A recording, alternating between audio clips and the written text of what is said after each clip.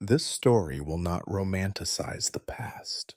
There are no knights in shining armor, no elegant balls, and no lofty ideals here. Only cold, dirt, danger, and monotony.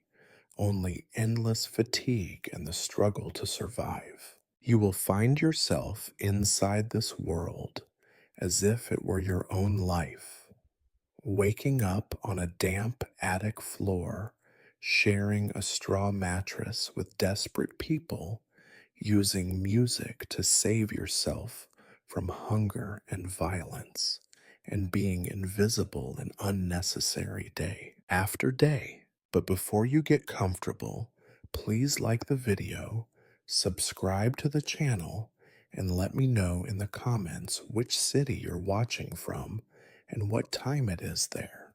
I'm really curious to see who's joined us. Now, settle in and get comfortable. We're about to begin.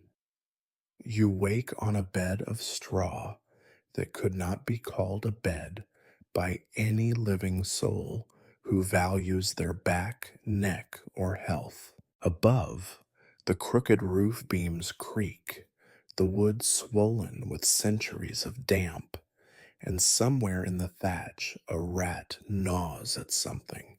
Maybe your dreams, maybe the only bit of cheese you managed to hide the night before. The blanket, if it can be called that, is a coarse sackcloth infested with lice and the lingering stench of unwashed bodies. It is not your blanket. Nothing here is truly yours, except perhaps for the layer of grime you carry on your skin. Morning does not so much dawn as seep, like a bad memory, into the attic through the chinks in the planks. The air is cold and moist, pressing into your lungs with every breath. You wrap your arms around yourself, feeling the ache in your fingers, your knuckles still swollen from last night's performance. You slept in your clothes again, because undressing would only mean exposing yourself to the cold and to the eyes of your companions, none of whom you trust farther than you could throw a barrel of spoiled ale. Around you, the attic holds its usual court of misery. Margot and Lizette, two women who earn their bread and crusts the same way you do, but on their backs, are huddled in a corner, their faces hidden in unwashed hair. The third resident is old Tom, whose body is a patchwork of sores and whose snoring can shake loose dust from the rafters. The four of you are bound together by nothing but necessity, lice, and a shared lack of luck. You take stock of your possessions. There is your lute, a sorry instrument with a crack running along its belly and a string that threatens mutiny. There is a rag that once might have been a shirt, now used for cleaning the worst filth from your hands, face, or more often, the lute itself. There are 2 copper coins sewn into your waistband, a fortune if you pretend the city outside has forgotten the price of bread and beer. You try to recall when you last ate anything resembling a meal. Last night, you picked at a bowl of cabbage soup that tasted of salt and wood ash. There was a scrap of bread, stolen from a distracted kitchen girl, so stale that it drew blood from your gums. Your stomach groans, not with the promise of food, but the remembrance of hunger. The air is thick with the smells of the night, sweat, old wine, rat droppings, human waste. Margot coughs, hacking up a glob of phlegm. You hear Lizette scratching her scalp, searching for the lice that never sleep. Old Tom mutters something unintelligible, and pulls the dirty blanket closer around his frail body. Somewhere below, a door slams. The house is waking, and with it comes the business of survival. You know what awaits you today. You will stumble down the narrow, dangerous stairs, careful not to step in anything wet. You will clean your lute with the rag and pray that no one notices the crack. You will play for men and women who would as soon throw a cup at your head as toss you a coin. The owner, a man whose face is a map of scars and whose eyes see everything, will count the money you earn, subtract for imagined debts, and threaten you with the gutter if you protest. Outside, the city is already alive with sounds: vendors hawking their wares, the clatter of hooves on cobblestones, the distant cry of a child, the more immediate shriek of a woman being beaten by her husband or her master. Who can say? The world beyond the attic is not your concern, though sometimes you catch yourself dreaming of escape. But escape is for those who have something to run to. You take a moment, a single sigh, before beginning your morning ritual. You run your fingers over the lute, feeling the rough wood, the worn strings.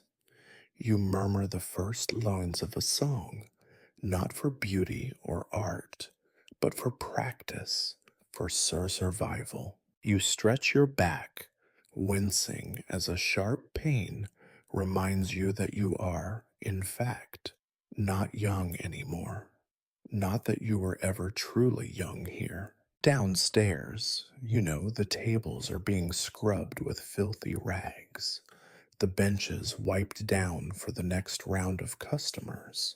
The air will soon be thick with the smells of roasting meat, sour wine, and the perfumes the girls use to mask the odors of their work. You will take your place in the corner, behind a wooden screen, your only shield from flying objects and leering stares. Today might bring a few coins. It might bring a beating. It will bring boredom, humiliation, and the constant threat of disease. Still, you will play, because that is what is required, and because in the darkness of the attic, in the spaces between misery, the only thing that separates you from the filth is the music you create, no matter how few care to listen. Thus begins your day, in the shadow of the world, with nothing but a cracked lute, an aching body, and the unyielding hope that tonight, perhaps, no one will notice your mistakes. The attic is not a place where anyone ever lingers by choice. You, Margot, Lizette, and old Tom share the space the way rats share a garbage heap, not out of kinship, but because nowhere else will take you in.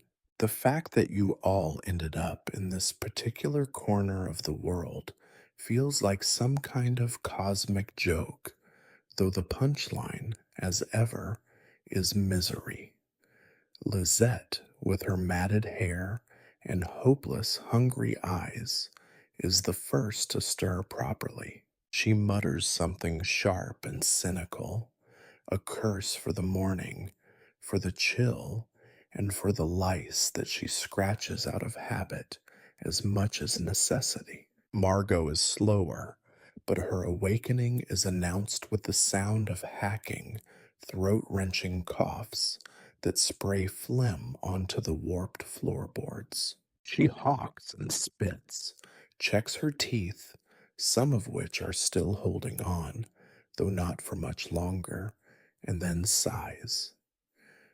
These are not the sighs of romance sung about in your songs. These are the sighs of surrender. Old Tom has been here the longest, or so he claims. No one knows if his stories are true, but they are always delivered with the same mixture of pride and defiance. When I was young, he will say, I had shoes made of real leather, not this pigskin rubbish. His legs are now covered in festering sores, which he claims are battle scars from a war no one remembers. He picks at them absently, leaving bloody marks on his already filthy trousers. The three of them are your only company, and you know each one better than you ever wished to. You know the rhythm of Margot's cough, the tune of Lizette's complaints, the lilt of Tom's lies. You know, for example, that Margot once tried to escape, dreaming of a richer life in a merchant's house, only to be returned by the city watch in exchange for 2 pitchers of ale. Lizette was once pretty enough to turn heads, but after a few years and more than a few men, she is invisible now. She tries to hide it, but sometimes you catch her staring at her own reflection in a broken shard of glass, searching for the face she lost. You do not speak unless necessary. Here, words are like bread, too precious to be wasted. A conversation is more likely to be about lice or food than anything as luxurious as dreams or hope. You and your companions share the same blanket, passing it from one to the other in a kind of unspoken truce. If you are lucky, there is a scrap of food to divide, perhaps a crust of bread, or, if the gods are generous, a piece of dried apple that someone found behind the kitchen door and did not dare eat alone. When Margot finally rises, she sits on her haunches, rummaging through the few belongings she has left. A comb with half its teeth broken, a tattered scarf, a copper ring that she insists belonged to her mother. She offers you the comb, and you refuse. You have long since accepted that no comb will ever master the state of your hair. Lizette does not even bother. She simply sits, knees to her chest, scratching and muttering, as if cursing might change her fate. Old Tom, never one to let silence reign, launches into another story. Today it is about a time he saw the king's procession pass through the city. The banners were gold, he insists, and the trumpets shone like morning sun on the river. Lizette snorts, Margot coughs, you shrug. Perhaps Tom saw the king, or perhaps he only saw the king's guardsmen, or perhaps he saw nothing at all except in his fevered dreams. Here, it does not matter. Stories are currency, but it is the kind of money that buys nothing but distraction. The attic, your shared prison, is its own ecosystem. Lice breed and die, rats come and go. The cold seeps in every winter and refuses to leave come spring. There is a small window, more a hole than anything, through which you can see the city's rooftops.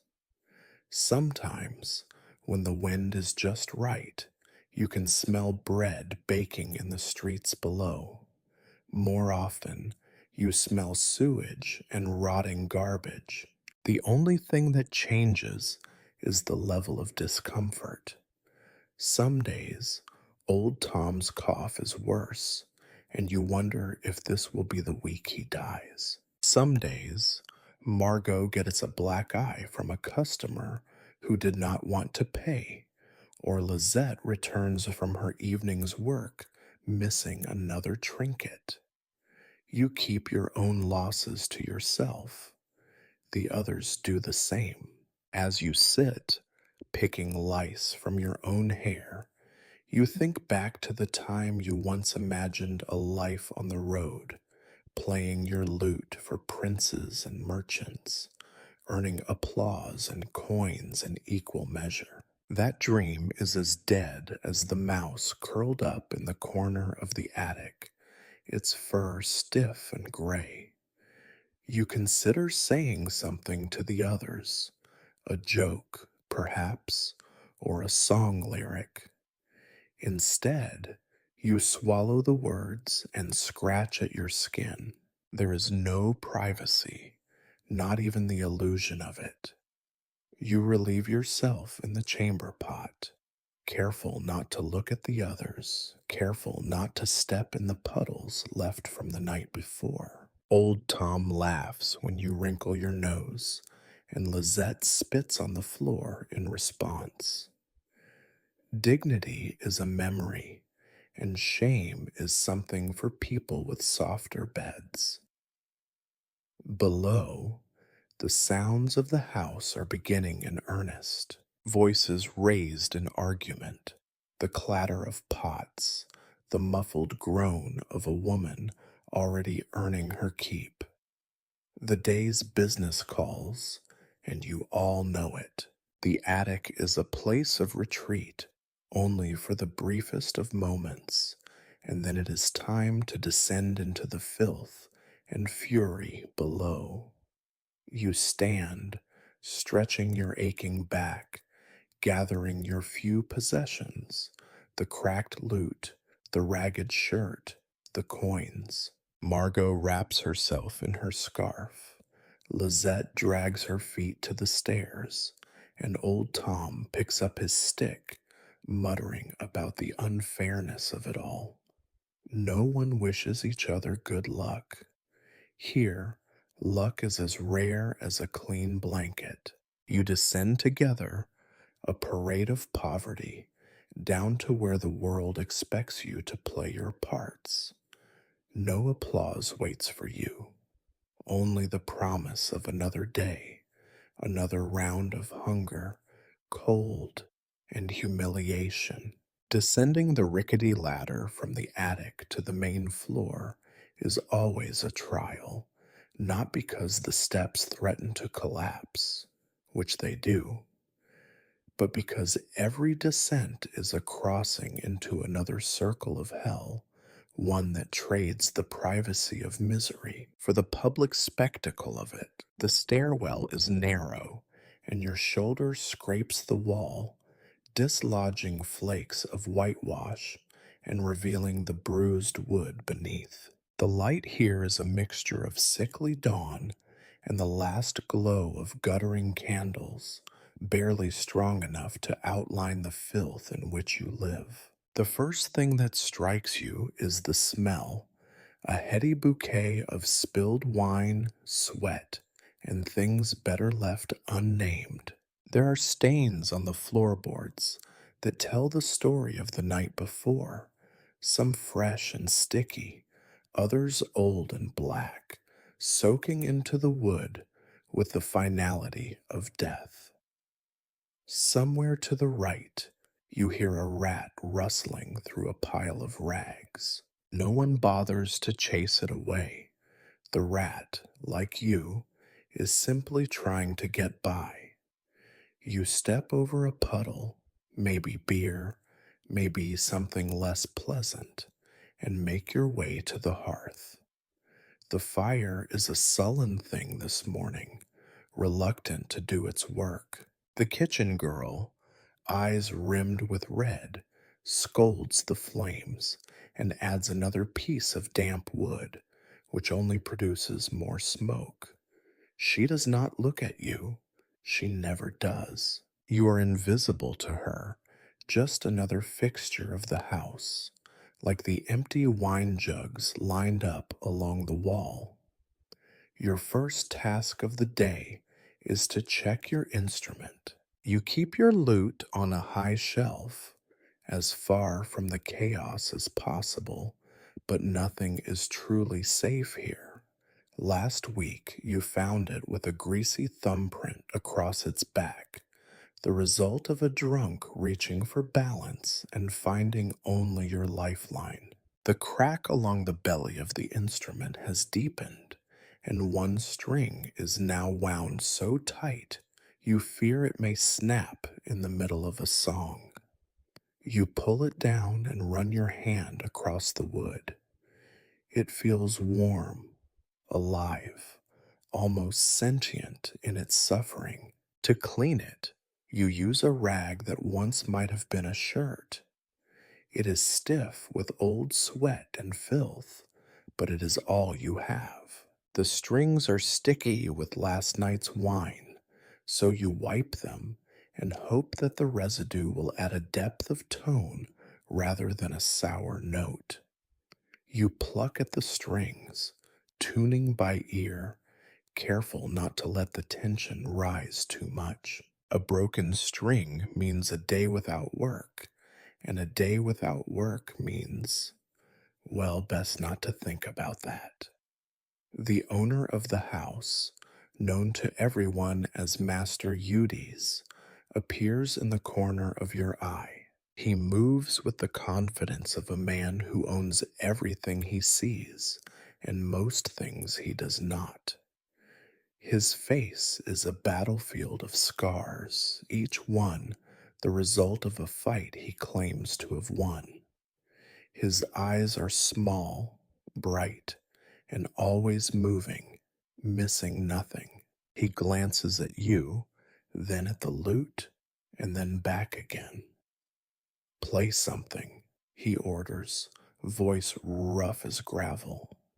There is no please, no good morning, no hint of civility. You obey because you must, because disobedience earns you not a lecture, but the back of his hand, or worse, eviction into the street, where the cold and hunger would finish what the house only begins. You settle on a simple tune, one that requires little dexterity, your fingers still stiff from the night's cold. The sound that emerges is thin but true. Master Eudes listens for a moment, then grunts, satisfied enough for now. He moves on, barking orders at the kitchen girl and the maids, always demanding, never thanking. Around you, the hall comes to life. The girls, Margot, Lizette, and a few others, shuffle in from their sleeping places, their faces painted with cheap cosmetics to cover bruises and exhaustion. The first customers will arrive soon, men with heavy purses and heavier hands, looking for comfort or escape. You know the routine by heart. You will play when told, stop when ordered, and in between you will become part of the furniture, invisible except when someone needs you. You take a moment to observe the room. The walls are black with soot, the windows thick with grime. The tables are marked with knife cuts, initials, and burns, each one a testament to a night gone wrong. The benches are sticky, the straw on the floor already trodden flat. In one corner, a pile of broken crockery and empty bottles marks the site of last night's brawl. Someone has tried to freshen the air with bundles of dried herbs, but the effort is hopeless. The stench of unwashed bodies, spilled drink, and despair is too strong. You can taste it in your mouth, feel it in your hair. You catch sight of yourself in a piece of polished tin hung as a makeshift mirror and barely recognize the hollow-eyed figure looking back. You practice a few scales, fingers stumbling at first, then finding their way. The music is not beautiful, not anymore. It is a tool, a shield, a way to avoid notice. Once you dreamed of performing in courts, of applause and adoration. Now, your only goal is to make it through the day without injury or humiliation. A memory surfaces the last time you played a wrong note.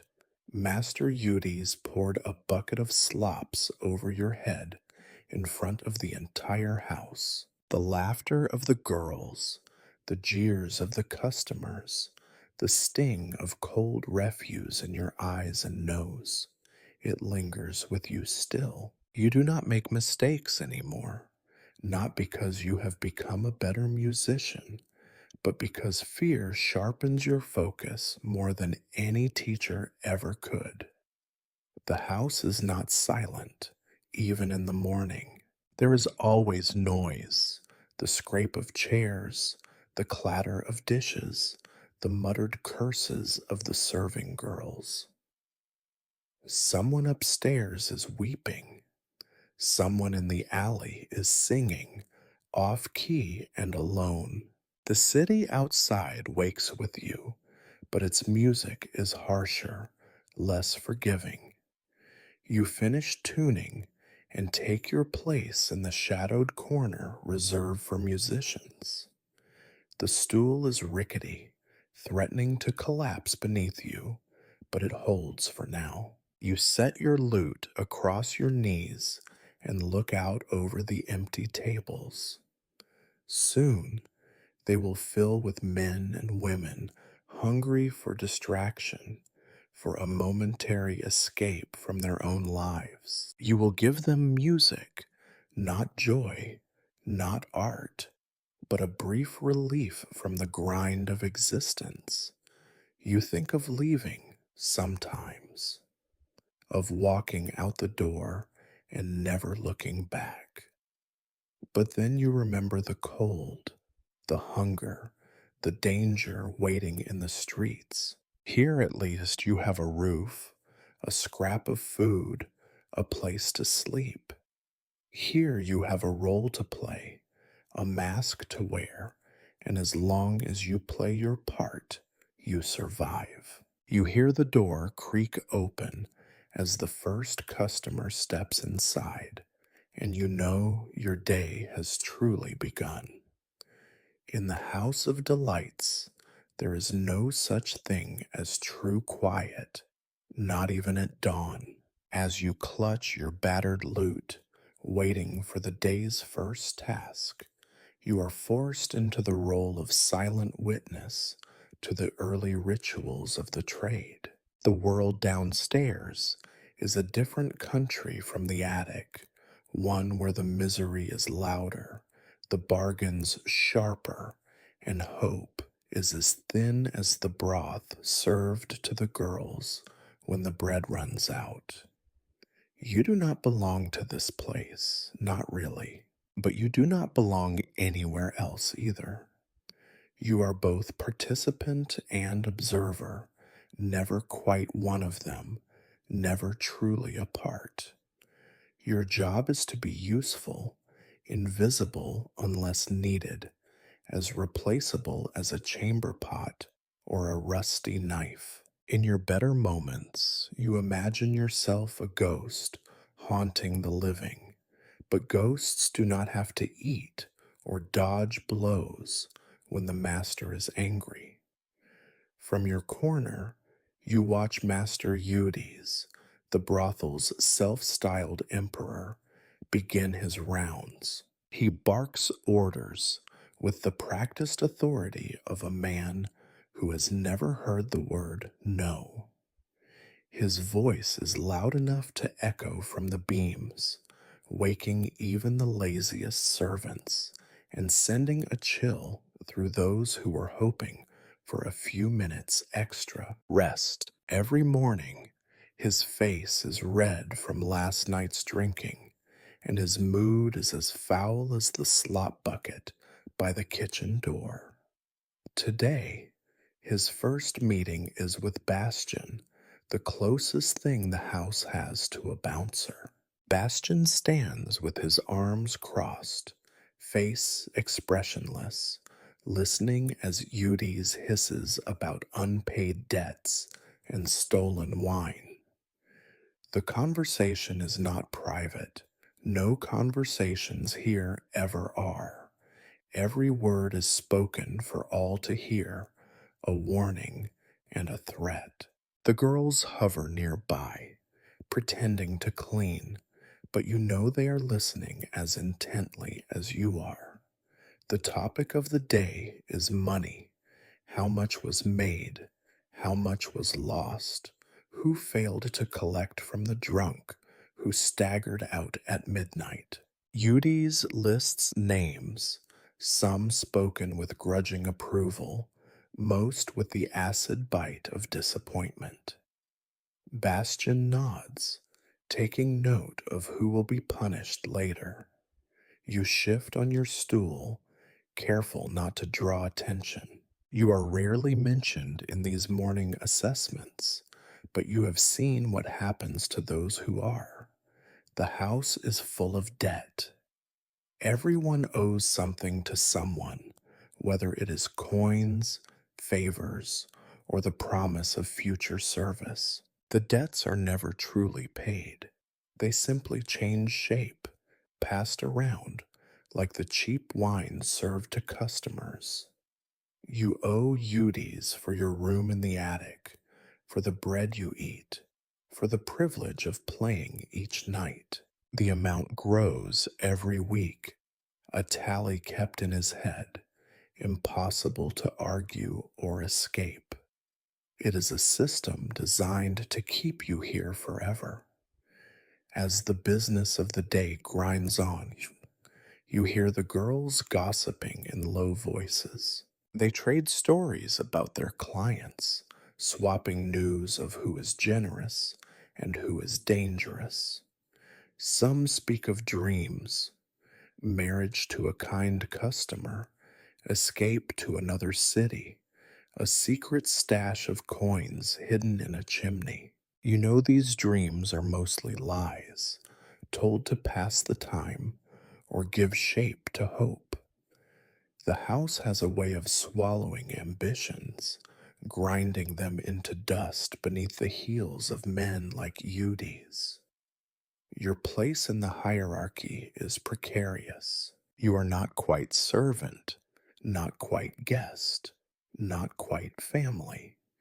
The girls sometimes joke with you, sometimes ignore you, sometimes treat you with the same distant suspicion they reserve for strangers in a dark alley. The staff, maids, cooks, and Bastion regard you as a fixture, no more alive than the chipped plates or the battered tables. Even Eudes, for all his threats and orders, rarely looks at you as a person. You are the music, not the musician. Every now and then, you catch yourself wondering if things could have been different.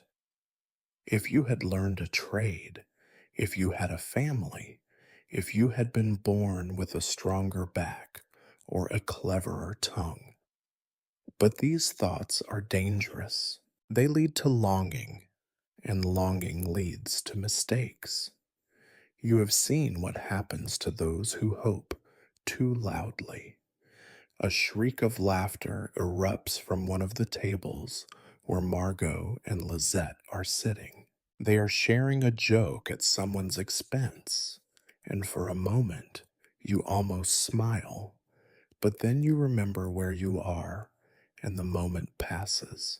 Lizette notices you watching and sticks out her tongue, a gesture of mockery or camaraderie. It is hard to tell.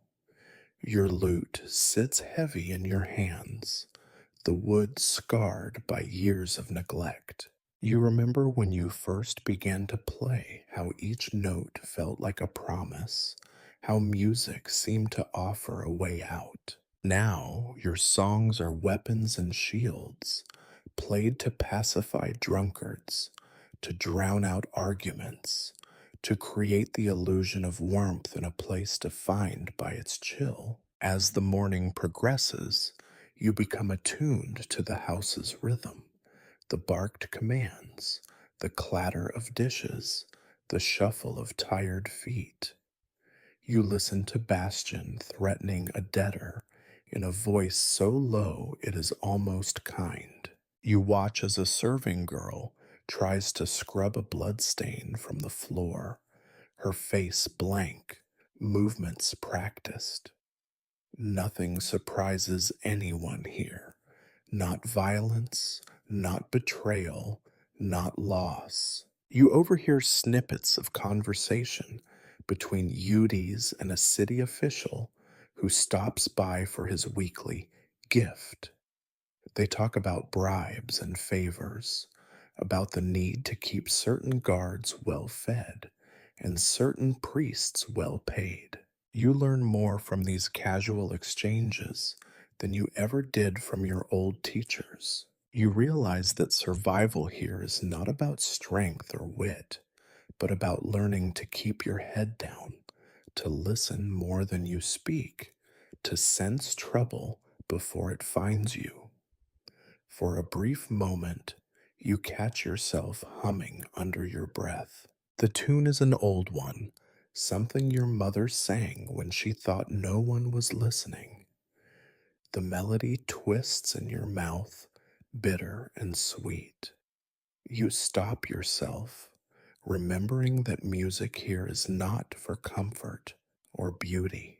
It is a currency, as cold and transactional as any other. A commotion breaks out near the door.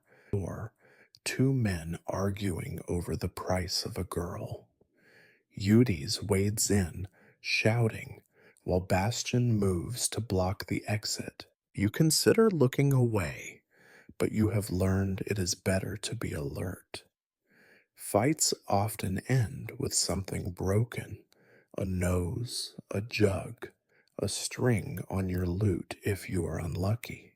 Today, the argument fizzles out, leaving only angry muttering and the promise of future trouble. You realize that in this place, you are always on stage, always performing, whether you have an instrument in your hands or not. The house is a theater, and you are both player and prop, your role written in sweat and blood and exhaustion. The applause, when it comes, is a coin thrown carelessly at your feet, a nod from a passing stranger, a moment of quiet when no one is shouting. By noon, you feel the weight of the day settling on your shoulders. You retreat to your corner, cradling your lute, and prepare to play for the first customers of the day. The music you create will not be beautiful, but it will be necessary, a lifeline, a mask, a way to endure the endless, grinding sameness of life in the house of delights. Before the sun can fully rise, the heavy door groans open with the familiar reluctance of old wood forced to endure another day of indignities. The first customer of the morning enters, bringing with him a gust of cold air and a wave of stench that would shame the stables. He is not a man who bathes, nor is he one who considers the feelings of lutes or musicians. He is known in the house as Henri the Butcher, and not merely for his trade. Henri's boots leave muddy prints across the floorboards, each step echoing as a wet accusation. The stains he leaves behind will be added to the multicolored tapestry of filth already worn into the wood. Wine, blood, something oily and green that no one can identify. Bastien, already awake and alert, nods in Henri's direction and moves away.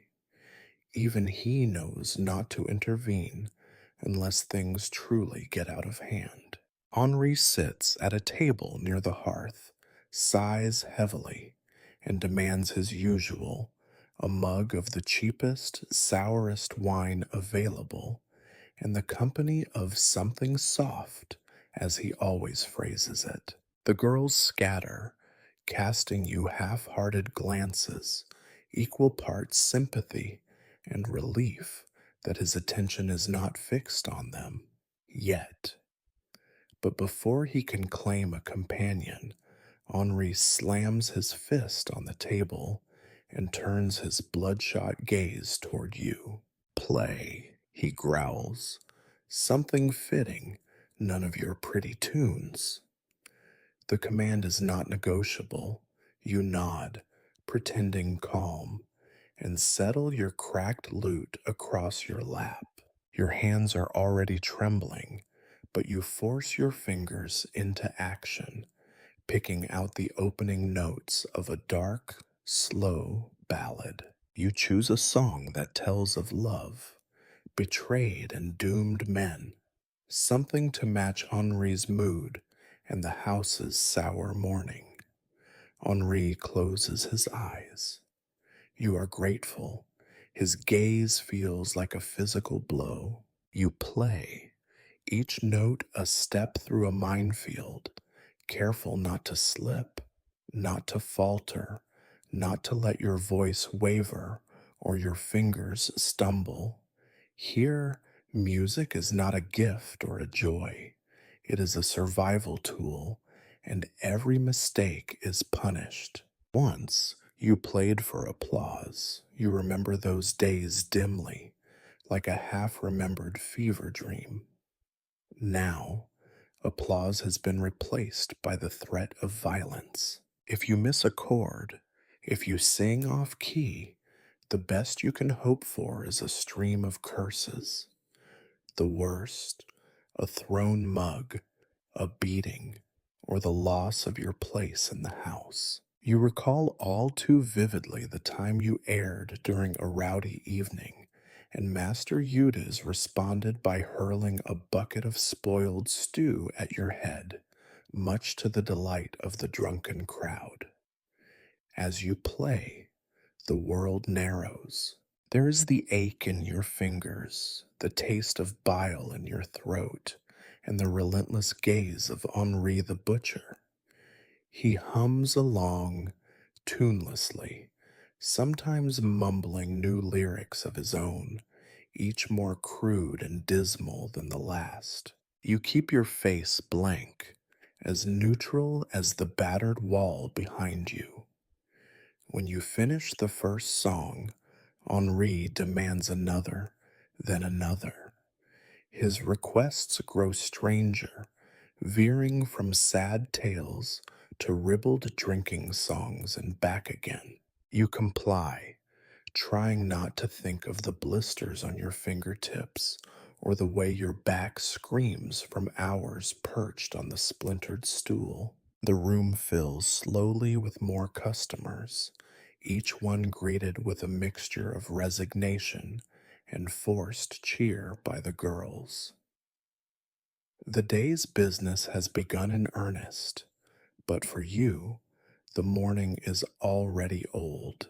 Henri's mood is unpredictable, like the weather in autumn. At times he cackles, slapping the table, sending droplets of wine flying in every direction. At others, he lapses into sullen silence, his eyes focused on a distant corner, his jaw whirring as if chewing over some old grudge. You play whatever seems least likely to provoke him, but guessing his preferences is a losing game. Around you, the house breathes and stirs. Margot takes a seat by Henri, her face carefully blank, offering him a lopsided smile. He ignores her for now, all his attention focused on you. Lizette cleans a table, glancing nervously your way. Master Eudes, ever watchful, stands near the bar, ready to step in if the music displeases or if Henri grows too restless. You wonder, not for the first time, If your value in the house is measured not in songs, but in your ability to distract the dangerous, to hold the attention of men who might otherwise turn violent, you are a lightning rod, absorbing the house's daily storms in the hope of sparing the others. There is a twisted kind of pride in this, if pride can survive here at all. The music itself has become a kind of armor.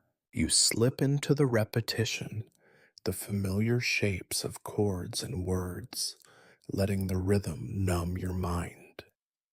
There is little room for art or invention. Your fingers move automatically, guided by habit and fear. When your thoughts wander, you force them back, focusing on the next note, the next line, the next opportunity to escape Henri's notice. You do not know how long you play. Time loses meaning when measured by songs and silences. Eventually, Henri, satisfied or bored, waves a dismissive hand and turns his attention to Margot. You allow yourself a silent breath of relief. Your reward is not thanks or coin, but the knowledge that you have survived another round. Sometimes, in the quiet between songs, you wonder how many more such mornings you can endure. You flex your aching fingers and glance around the room. Master Eudes gives you a single, sharp nod, approval, or at least acceptance. Margot catches your eye and gives a small, grateful shrug. Lizette, ever practical, simply moves on to the next task. Your work is not done. More customers will come, more songs will be demanded, and the cycle will repeat. But for now, you have bought yourself a few minutes of peace, and in this house, peace is as rare and precious as anything. You settle back into your corner, ready for whatever the day will throw at you next, knowing that every note you play is another step along a path with no end in sight. As the day drags on, the house grows louder, busier, and somehow even smaller. Sunlight tries to force its way in through the filthy window panes, casting streaks of dull gold that only serve to highlight the grime on every surface. The sweet, sticky air thickens with sweat, cheap perfume, and the stink of bodies pressed too close for comfort. You play, and you play, and you play. Hour after hour, your back hunches over the battered lute. At first, your hands obey you with practiced ease, but soon the old aches creep back and your fingers stiffen. You switch from slow ballads to body drinking songs as the mood of the room shifts, as more men file in, their voices rising in drink-fueled bravado. Laughter erupts, loud and sharp, mingling with curses and the clatter of tankards against tabletops. Your place is always the same, a wobbly stool in the corner, half shadowed by a cracked wooden screen. You are close enough to be heard, but far enough to be mostly ignored. Sometimes, when a guest stumbles too close, you flinch without thinking, remembering past evenings when an ill-aimed cup or a careless boot found its mark. Every musician learns that pain is part of the trade, but here the pain is layered. Blisters on your fingers, an old bruise on your ribs from last week's scuffle, and the constant ache in your legs from sitting too long on the unforgiving seat. You shift your weight, adjust your grip, and keep playing. You cannot afford a rest. The silence would draw attention, and attention here is never good. Music in this place has become muscle memory, a repetitive ritual to fill the emptiness. You could play these tunes in your sleep, and perhaps you do, since sleep offers no real escape. Sometimes your mind drifts. You catch yourself watching the parade of faces, the regulars, the newcomers, the broken and the predatory. They are all searching for something, even if it is only the next distraction from their own hunger or pain. Margot and Lizette move about the room with weary grace, fetching drinks, smoothing hair, laughing at jokes that stopped being funny years ago. You see the effort in their smiles, the way their eyes scan the room for danger, for the next hand that might reach too far. Each girl in this house has her own small rituals for staying safe. Margot twirls her scarf between her fingers, a nervous habit that keeps her hands busy and gives her an excuse to step back. Lizette laughs louder than the rest, her voice bright and sharp, but you can see the tension in her jaw, the careful way she positions herself near the door, always ready to run. There are moments between songs when you allow yourself to look up, to watch the slow motion chaos of the day unfold. Two men argue over the price of a bottle of wine. A third sits slumped in the corner, already snoring into his cup. A young woman, new, you think, drops a plate and shrinks as Yudi strides over, ready to shout. You watch these scenes with a kind of dull detachment, as if they are happening on a stage, and you are the only one in the audience who knows the script never changes. Once, a customer lurches to your side and demands a song you have never heard. When you shake your head, he laughs and calls you a string plucking fool, spitting a mouthful of wine onto your boots. You keep playing, picking up another tune without pausing. Invisibility is your armor. To be seen here is to be vulnerable. To be noticed is to invite trouble. The monotony of the day is broken only by moments of fear or pain. Bastion drags a man out by the collar after a brawl breaks out near the door. Master Eudes storms through the room, cursing the lazy girls, threatening to dock their pay, or worse. Sometimes someone tries to flirt with you, mistaking your silence for shyness or submission. You ignore them, eyes on the strings, hands moving steadily.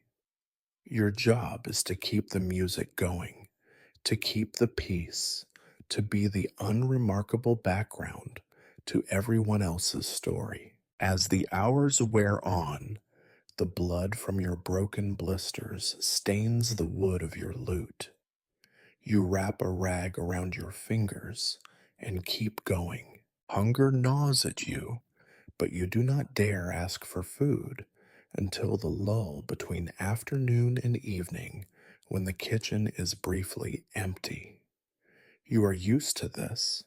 Music first, survival second, dignity never. You notice the guests are not the only ones bored. Even the girls, between customers, will sometimes lean against the wall and listen, their faces distant. Once you catch Margot humming along to a tune from her childhood, eyes closed, lost for a moment in something softer than this reality. You do not speak to her, but your playing grows gentler, a secret conversation in a language only the desperate understand. And always, the house keeps moving. Somewhere in the back, the cook screams at the serving girl for burning the stew. Someone starts a game of dice and then accuses his opponent of cheating. You play through it all, the noise, the threats, the broken glass, the laughter, and the weeping. You are the one constant, the background hum that keeps the chaos from tipping into madness. Once, Master Eudes stops by your corner, eyes narrowed. He asks if you remember the tune that pleased the merchant last month, the one with the refrain about the lost maiden and the river. You nod and begin to play, and he lingers just long enough to hear the first verse. He says nothing when he leaves, but you know better than to play anything else for the next hour. Sometimes a wordless order is worse than a shouted one. You lose track of time. The windows are darkened with soot, the sun outside a rumor. Your world is the music and the ache and the ever present sense that you are both invisible and exposed. You play as if your life depends on it, because it does. Here, music is not beauty or joy. It is the sound that fills the void, the thing that makes the dirt and the violence seem, for a heartbeat, bearable. And through it all, you remain unseen, unremarkable, a fixture in a room where every surface tells the story of suffering and survival. By the time the bells in the distant cathedral chime midday, if you can even hear them above the din, your body feels hollowed out. Your fingers are numb and raw, the tips throbbing as if each string has left a memory of pain buried under your skin. You have played so many tunes that your mind moves through them in a blur, songs running together in a shapeless wash of sound. Sometimes you are not sure if you are playing for the room or only for yourself, like a rat turning the same circle in a cage. The light in the house has changed. The gray morning has surrendered to the pale, oppressive glow of noon. The smoke from the kitchen drifts through the air, mixing with the scents of cheap meat, sour bread, and the ever present aroma of stale sweat and spilled drink. Somewhere out of sight, the cook shouts orders at her young helper, who answers with a voice already hoarse from the steam and the heat. You envy the cook her post. At least she is half hidden from the endless gaze of customers, tucked behind her pots and her curses, immune to thrown coins and slurred demands for favorite songs. For a brief, envious moment, you imagine what it must be like to work in the kitchen. The rhythm of the knife on wood, the rush to feed a crowd, the safety of being useful but not exposed. Even the danger of a cleaver slipping seems preferable to the unpredictable violence of men in their cups. But then the day's noise drags you back, and you realize you would not last an hour among the boiling pots, your fingers too calloused and stiff for delicate chopping, your nerves too frayed for the tight pressed chaos of the scullery. The tables are full now. The regulars have taken up their habitual places. Henri the butcher, with his greasy elbows and his glare, the two students with their ink stained hands and loud, empty boasts, the aging merchant who pinches every coin and every servant who comes near. You know their patterns as well as you know your scales. Henri will always demand a sad song at midday, as if his heart needs reminding it once existed. The students will request the rudest tunes and laugh too loudly. The merchant will ask for nothing, but still expect a discount at the end. You watch in between chords as the girls negotiate the crowd. Margot's voice is low and persuasive, her eyes always alert for trouble. Lizette's laughter is loud and sharp, though you can see the weariness in the way she straightens her back after every joke. They gossip between customers, stories slipping from one girl to the next in a quiet chorus of complaints and warnings. You hear snatches of everything: who has fleas, who is behind on their debts, who is nursing a fresh bruise, who cried herself to sleep the night before. Some stories are whispered with malice, some with exhausted sympathy. There is a cold comfort in knowing that everyone here is struggling in their own way, that you are not alone in your weariness or your fear. Sometimes the gossip takes on a life of its own, swirling through the room faster than you can follow. You catch your name in passing: a girl complaining that you play too quietly, a man mocking your ragged shirt, someone speculating about the night you were locked outside and nearly froze. You are used to it by now. In this house, everyone is both performer and audience, and every story is up for grabs. The fights, too, are part of the ritual. You learn to judge from the tone of a voice or the slump of a shoulder when an argument will turn into a scuffle. Bastian, the bouncer, moves through the room with the wary patience of a dog who has been kicked too many times.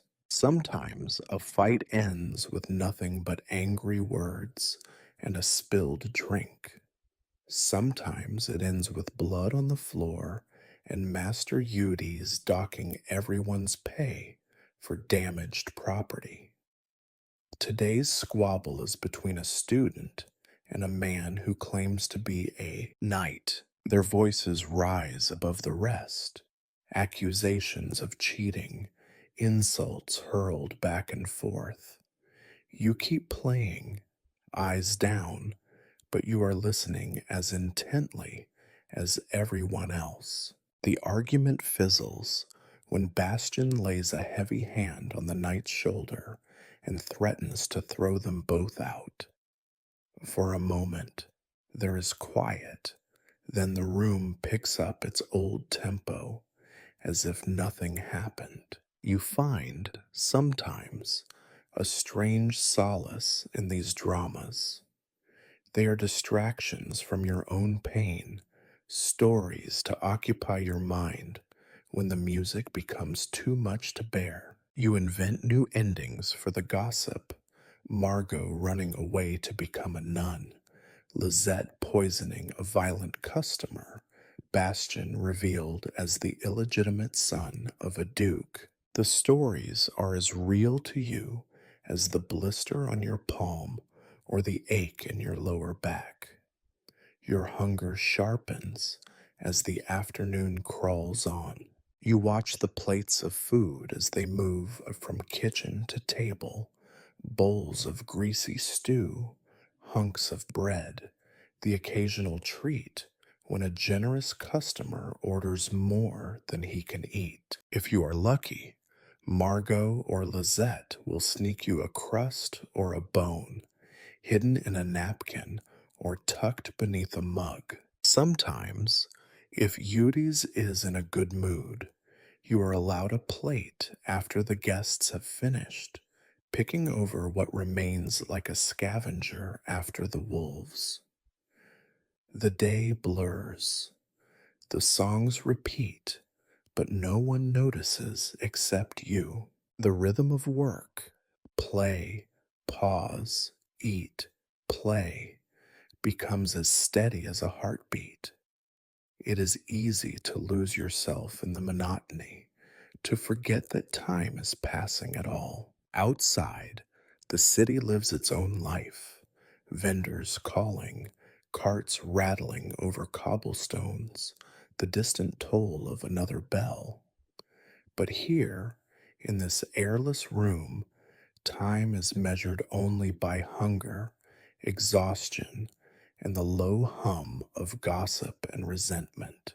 It is only when the sunlight finally slants through the high, grimy window, turning dust motes to tiny golden coins, that you realize another day is half over. You stretch your aching hands and prepare for the next song, another story, another round in the endless game of survival.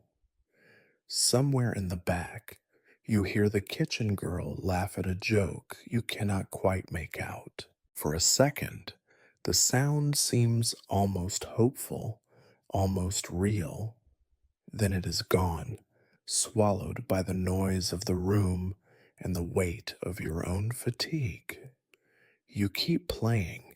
There is nothing else to do. You know it will be a peculiar afternoon when a stranger enters the house of delights and no one looks eager to serve him. His arrival is quiet, but his presence has a gravity that draws every tired, wary eye. He is a healer, or at least he says he is.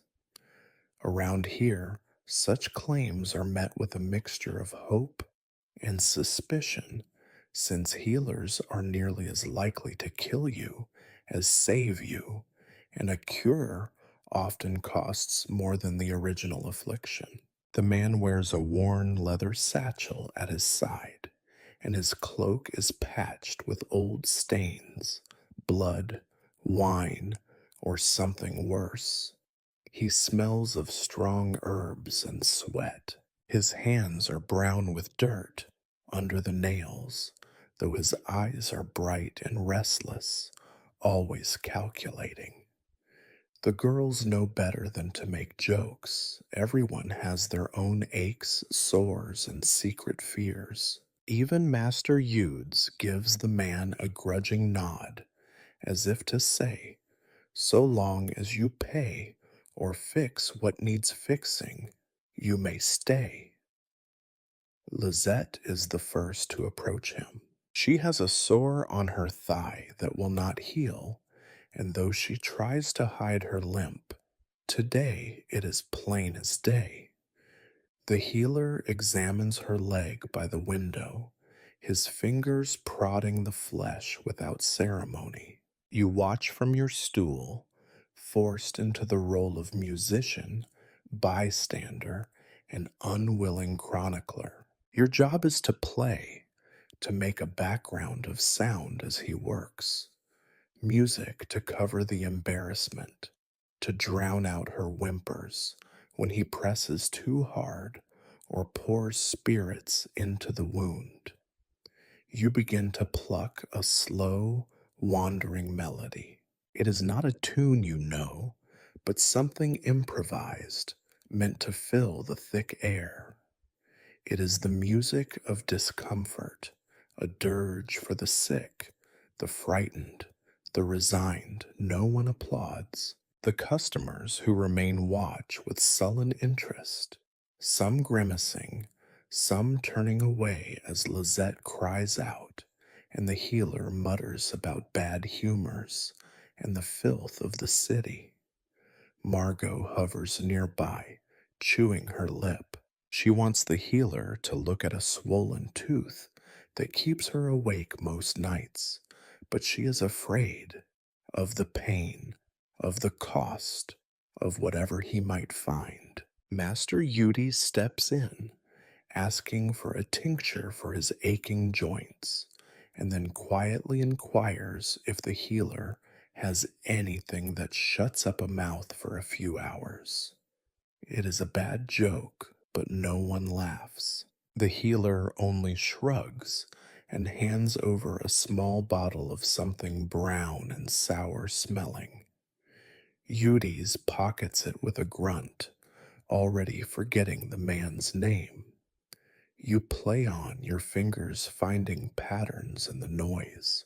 Sometimes the healer glances your way, as if trying to decide whether the music is helping or hurting. He does not ask you to stop. He only works, cleaning wounds, pulling splinters, dabbing at rashes with a filthy cloth, and muttering charms under his breath.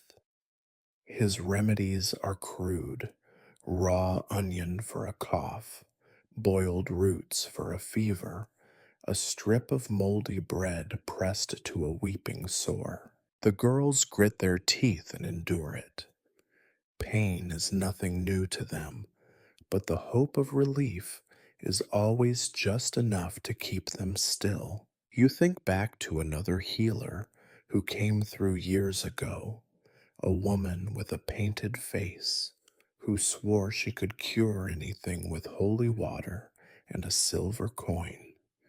She was gone before sunrise, and two girls fell sick after drinking her potion. One lived, one did not. Master Eudes never spoke of it again. In this place, the dead are quickly forgotten. The living keep their heads down and hope for a less painful tomorrow. As the healer moves from girl to girl, you watch the trade of secrets and coin.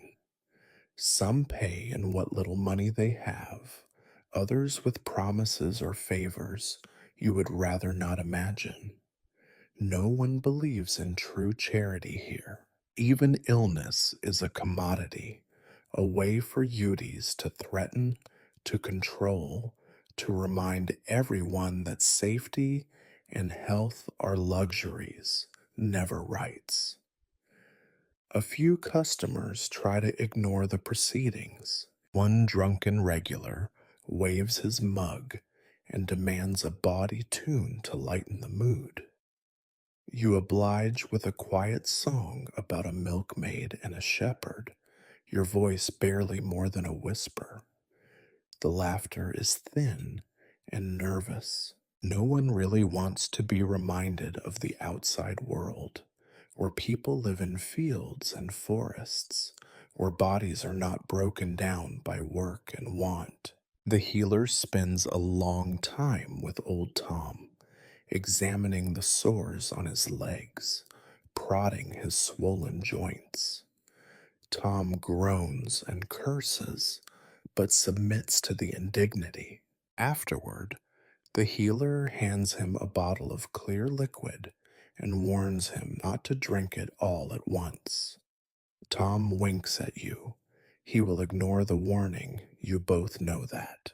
When the healer has finished, he collects his coins, tucks his tools away, and nods to Master Eudes.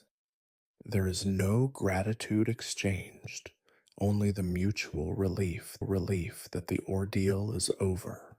The girls retreat to their corners, nursing wounds old and new, their faces shuttered. You keep playing, even as the room empties out, the melody trailing off into silence. The healer lingers by the door, glancing back at the girls, at Eudes, at you. For a moment, you almost ask him for something, something for the pain in your hands, for the ache in your chest, for the memory of dreams you can no longer afford. But you do not. You know what his remedies cost, and you are not ready to trade what little you have left. As the afternoon light fades, you wonder how many more such healers will pass through, how many more times you will watch pain traded for hope, hope for disappointment. In this house, the cure is always temporary, the suffering permanent. Even your music, meant to soften the edges of misery, feels thin and useless, but you keep playing because it is what you do and because silence would be worse. A reminder that there is nothing left but the pain and the waiting. And as the healer finally slips away into the street, you are left with your music, your wounds, and the slow certainty that nothing truly changes in the house of delights except the names of those who endure another day. By the time the sun begins to slide below the rooftops outside, the house is transformed. The air, thick and stale all afternoon, is now alive with the sound of slurred voices, clinking mugs, and shrill, humorless laughter. What was earlier merely squalid now becomes chaotic, a marketplace of desire and desperation, each face redder and voice rougher than before. Evening brings with it a different crowd. The regulars still linger, but new arrivals barge in with the wild energy of men who have worked too long and are determined to forget it. There are the students, barely old enough to grow beards, but already experts in drink, boasting, and dice. There is a pair of young thieves, jittery and sharp eyed, scanning every shadow for an opportunity. There is a beggar with mud caked boots and the proud air of someone who has finally gotten the better of a merchant, clutching a half plucked chicken as a trophy. You play on. The tone of the room changes as quickly as the music. By now, requests for old ballads and sad songs have been replaced by demands for ribald ditties and lewd refrains. No one cares if you slip a verse or lose the rhythm, as long as the melody is loud and the words are filthy. The songs run together, a chorus about a lusty milkmaid, a jibe at the mayor's baldness, a refrain that makes even Margot snort wine out of her nose. You stop counting the tunes. Instead, you perform whatever comes to mind or whatever the crowd shouts for loudest. Sometimes the men try to join in, singing out of tune and offbeat, turning your careful chords into a muddle of noise. You let them. Here you have learned dignity is a luxury best left at the door. The room becomes more dangerous as the night wears on. Within each jug of wine, tempers fray and hands grow heavier. You see arguments flare into scuffles, threats turn into shoves. Once, a mug flies across the room and shatters against the wall inches from your head. No one even apologizes. You wipe the flecks of ale from your sleeve and keep playing as if nothing happened. In this place, music is both shield and camouflage. If you are lucky, you remain only half visible, a source of sound, not a target. Margot and Lizette weave through the room, laughing louder than ever, their faces red and shining. But you see how often they check the exits, how quickly their laughter stops when a hand grabs too hard or a voice turns sour. You recognize the brittle edge to their cheerfulness. It is not joy, but a practiced performance, a shield against the next humiliation. The beggar with the chicken becomes a brief star of the evening. He boasts of his cleverness, waving the bird over his head like a victory banner until one of the students tries to snatch it away. A chase erupts with curses and laughter until Bastion intervenes. The chicken vanishes, No one sees where, but you hear clucking in the hallway an hour later, and someone shouts about feathers in the soup. Your playing grows mechanical. You repeat the same melody over and over, changing only the words to match the crowd's mood. Sometimes you wonder if anyone would notice if you played the same tune for an entire hour. Once you try it, singing the refrain to a drinking song 3 times in a row. No one comments. The noise and the drink have washed away any expectation of novelty. Between songs, you scan the crowd for trouble. You have learned to spot the warning signs. A fist tightening on a mug, a customer glancing too long at a serving girl, the subtle shift in Bastion's stance when he senses a fight brewing.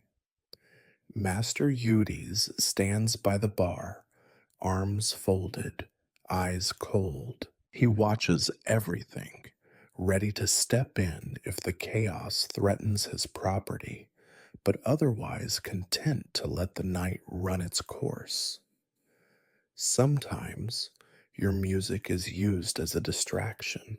Once, Lizette signals you with a quick nod, and you launch into a loud, fast paced tune, drowning out a heated argument at the far end of the room. The fight dies down, at least for now, and Lizette mouths a silent thanks. You know the rhythm of the house better than most. When to play softly, when to drown the room, when to pretend you do not see a thing. Your body is numb, your mind drifting. The patterns of your life here, music, noise, pain, hunger, are so familiar that you barely notice them anymore. Every day is the same.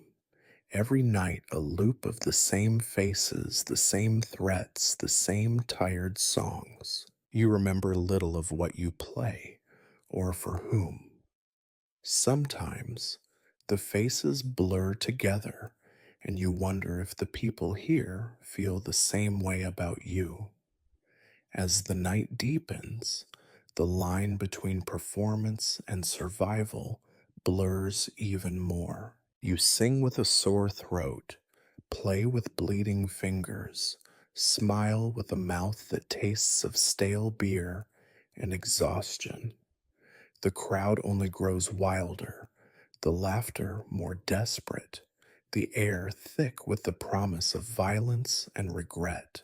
Occasionally, you glimpse moments of something else. A quick, genuine laugh from Margot when a customer trips over his own feet. A flash of tenderness as Lizette helps the kitchen girl mop up a spill. These are the things that keep you going, the tiny reminders that life is not entirely swallowed by filth and noise, but mostly it is a night like any other. You play until your hands can barely move, your mind dulled by repetition and fear, your body aching for the brief comfort of your attic mat. And still the house rages around you, a storm of need and noise, every note you play a drop in an endless sea. Finally, as the candles burn low and the last drunks stagger out into the darkness, you allow yourself to hope the worst is over for tonight. You have survived another evening by being half invisible, half heard, and wholly tired. You put your lute down and wait for silence, for the peace that is never quite peace, but simply the absence of chaos. Tomorrow, you know, will begin in the same way, with hunger, filth, and the first uncertain note of another song. It is late, though not yet the dead of night. The air in the common room is thick and slow, heavy with the residue of sweat, wine, and the greasy haze of cooling tallow candles. The storm of laughter and violence has faded for a moment, replaced by a lull, the sort of uneasy silence that never lasts long in this house. The last wave of customers sits slouched at the tables, swaying between exhaustion and drunkenness, their eyes glazed and voices dulled. A few girls cluster near the hearth, trading whispered jokes and secret smokes, their bodies relaxed for the first time since dusk. Your hands are cramped and swollen. The back of your neck aches from hours hunched over the lute, but you still clutch it as though it could save you from drowning. The noise of the evening clings to your mind like cobwebs, overlapping refrains, drunken howls, curses, and the thump of fists on tabletops. Even when you are silent, you still hear the music, the rhythm of work and survival echoing in your bones. You see Margot slip away from the others, dropping onto a bench near your corner. For a moment, her posture is loose and unguarded. You remember the stories you have overheard, how once she sang in the square for a festival and men threw coins at her feet. Now she only sings when ordered, her voice edged with irony, her eyes always searching for a way out. You think of speaking, of saying something real, something that would matter. There is a longing for the simple comfort of being seen, of being recognized as more than the music or the filth on your shoes. You risk it, a quiet greeting, half mumbled. She glances over, her face unreadable, then grunts an acknowledgement. You try to start a conversation to bridge the narrow gulf that the house puts between everyone. You ask her how she is, but even as the words leave your mouth, you regret them. Margot lifts one eyebrow, amused and exhausted. How do you think? She replies. Better than some, worse than most. You both laugh, though there is no real humor in it. For a few minutes, you manage a kind of awkward conversation. You share memories of other places, of street fairs, bad ale, distant music, the things you remember from before this life. Margot listens, then tells you her own story, how she came here, what she lost, what she dreams of, though always with a bitter edge, as if mocking herself for wanting more. There is a sense, brief and fragile, that you are not alone in your loneliness. But such moments never last. Before you can ask more, before Margot can soften even slightly, the house reminds you both of its rules. Master Eudes' voice cuts across the common room.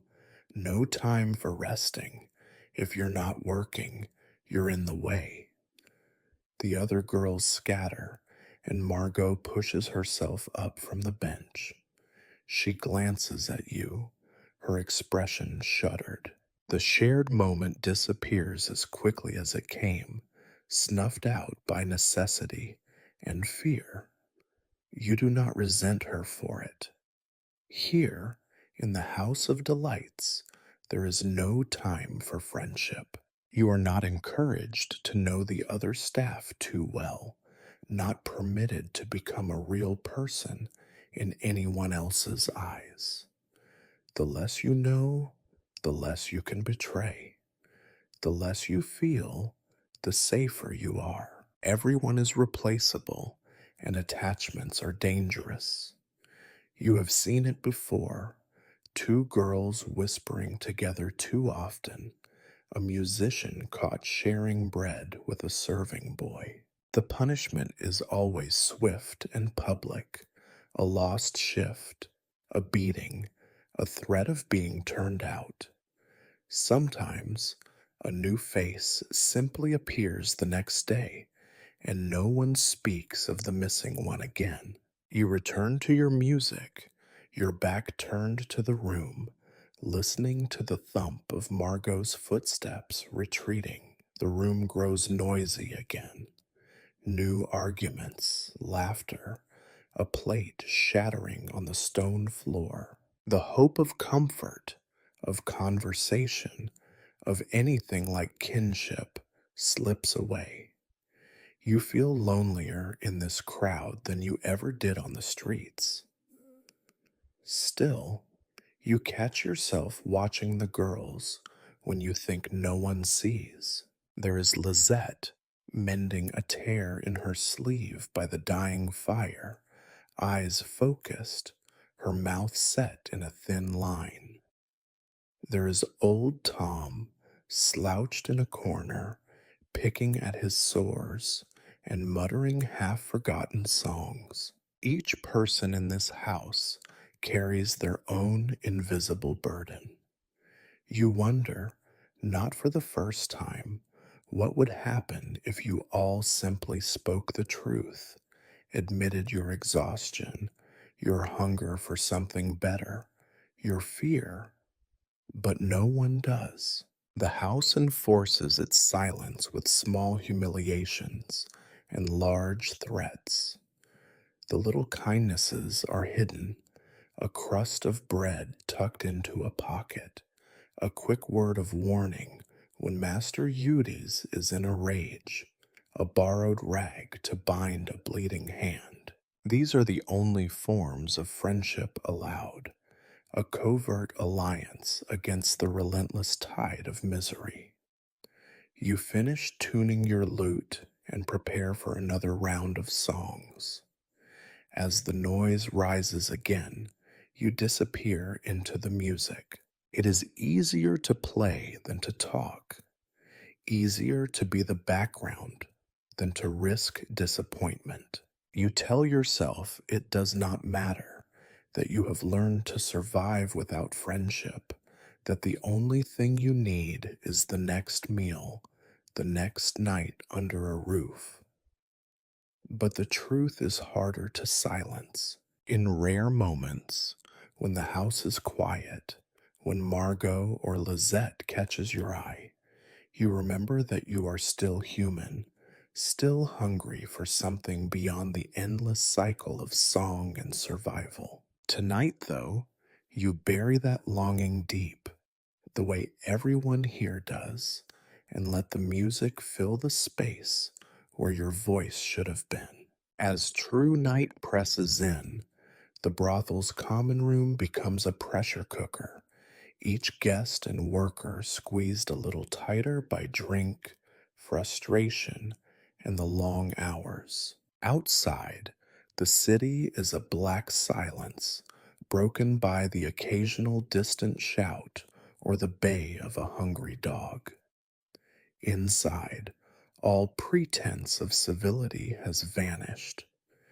The air is heavy, feverish, a mingling of spilled wine, sour breath, smoke, sweat, and fear. Shadows twitch in the corners, thrown by wavering candle flames, and the restless bodies of those who cannot sit still. Your role in this late hour is the same as ever. Play, keep your head down, and hope you do not become the target of anyone's anger. But the room no longer listens. You are a layer of noise, the way the rush of a river drowns the shouts of men who have fallen in. Fights erupt for no reason. Words become slurred growls. Sometimes there are no words at all, just the crack of knuckles against bone, the thud of bodies hitting the floor, the shattering of a plate or mug. You play faster, harder, not for applause, but to drown the violence. The music is an armor you wear as best you can, but it is paper thin. No one pays for beauty at this hour. The only value in your playing is whether it can distract or mask, cover the screams and curses long enough for Master Eudes to regain control. You watch the girls out of the corner of your eye, Margot ducking as a man lunges drunkenly for her, Lizette with her lips drawn tight, ready to bolt if a hand comes too close. Your own fear is a constant, low ache. Each song is a prayer for peace that is never answered. Once you play a wrong note, just a slip of your tired fingers, nothing more, and a student hurls his mug toward you, missing by a hand's breadth. The laughter that follows is sharp and mean. Eudes does nothing. You keep playing. The music grows louder, more frantic, until your hands blur with exhaustion. Your knuckles bleed. Your nails are split and raw. Still you play. You do not dare stop, even as the din overwhelms you. You see the chaos reflected in the shiny puddles on the floor, faces distorted, eyes bright with madness or despair. In the far corner, two men wrestle over a debt unpaid. One draws a knife, and the fight rolls under the table. Bastion is there in a moment, prying them apart with curses and threats. Another customer throws up into his own lap, then promptly passes out, face down in his stew. The others cheer, mocking and jeering, until Eudes storms over and upends the table, sending the drunk and his meal sprawling. There is a constant churn of movement, like a river about to flood its banks. Margot is struck, an open handed slap from a red faced merchant, furious at her refusal to pour him another drink. Her head jerks sideways, but she recovers, steady as ever, and moves on without a word. You see Lizette, white lipped, retreat behind the kitchen door. You wish you could follow her, find shelter, disappear, but you have no sanctuary here, not behind the lute, not in the attic, not anywhere. You have become background noise, a fixture like the greasy candles and warped floorboards. It is both a curse and a blessing. You are not the main target of anyone's rage, but you are never seen, never acknowledged, never offered a word of kindness. Sometimes you think you could simply stop playing, stand up, and walk out, and the room would not even notice until the music faded. The hours drag on. The fights settle and reignite with no warning. The house is full of jagged edges and broken things, bones, hearts, promises, and the neck of a bottle someone smashes in a corner, sending glass skittering across the floor. Master Eudes shouts above the din, threatening to throw everyone into the street if they do not calm down, but he is ignored until Bastion cracks his fists together and the worst offenders stagger out into the night, cursing and singing, bleeding and laughing. You keep playing through it all. The rhythm is mechanical, the tunes repetitive. You try to lose yourself in the music, but it offers no escape. The same notes, the same chords, the same aching repetition, night after night. You become aware of your own breathing, of the sweat running down your back, of the raw meat feeling in your fingers. You are exhausted, half dreaming, so tired you could weep, and yet in the midst of it, you are struck by a strange clarity. This is what it means to be nothing but background. You are the ghost that haunts this place, the song that no one remembers, the comfort that no one truly wants. Your value is measured only in your ability to survive another hour, another song, another round of violence. Finally, as the night nears its end, the chaos ebbs. The worst have staggered out or passed out on the benches. The laughter is softer now, more bitter. Margot and Lizette move quietly among the debris, clearing broken mugs and mopping up blood and wine. Master Eudes counts coins at the bar, lips moving in silent calculation. Bastian leans against the door, arms folded, eyes closed, as if bracing himself for another fight that might never come. You slow your playing, letting the last notes drift into the thick, sour air. No one notices.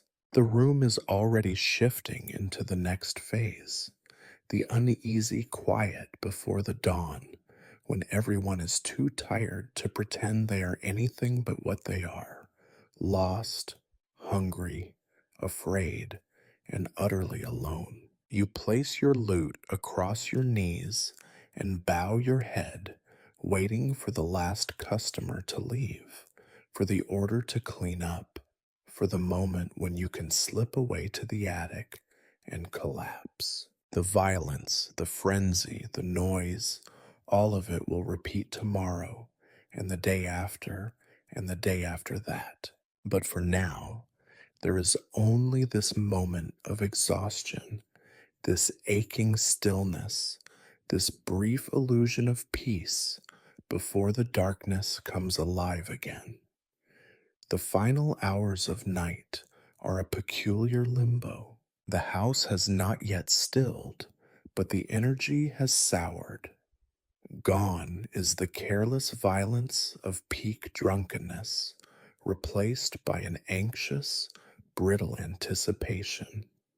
Those who remain are the ones too tired, too stubborn, or too drunk to leave. Margot wipes down a table with the edge of her skirt. Lizette searches the floor for lost coins, and Master Eudes stalks from corner to corner, counting, glaring, planning. You are hunched on your stool, your hands a dull ache, waiting for permission to disappear.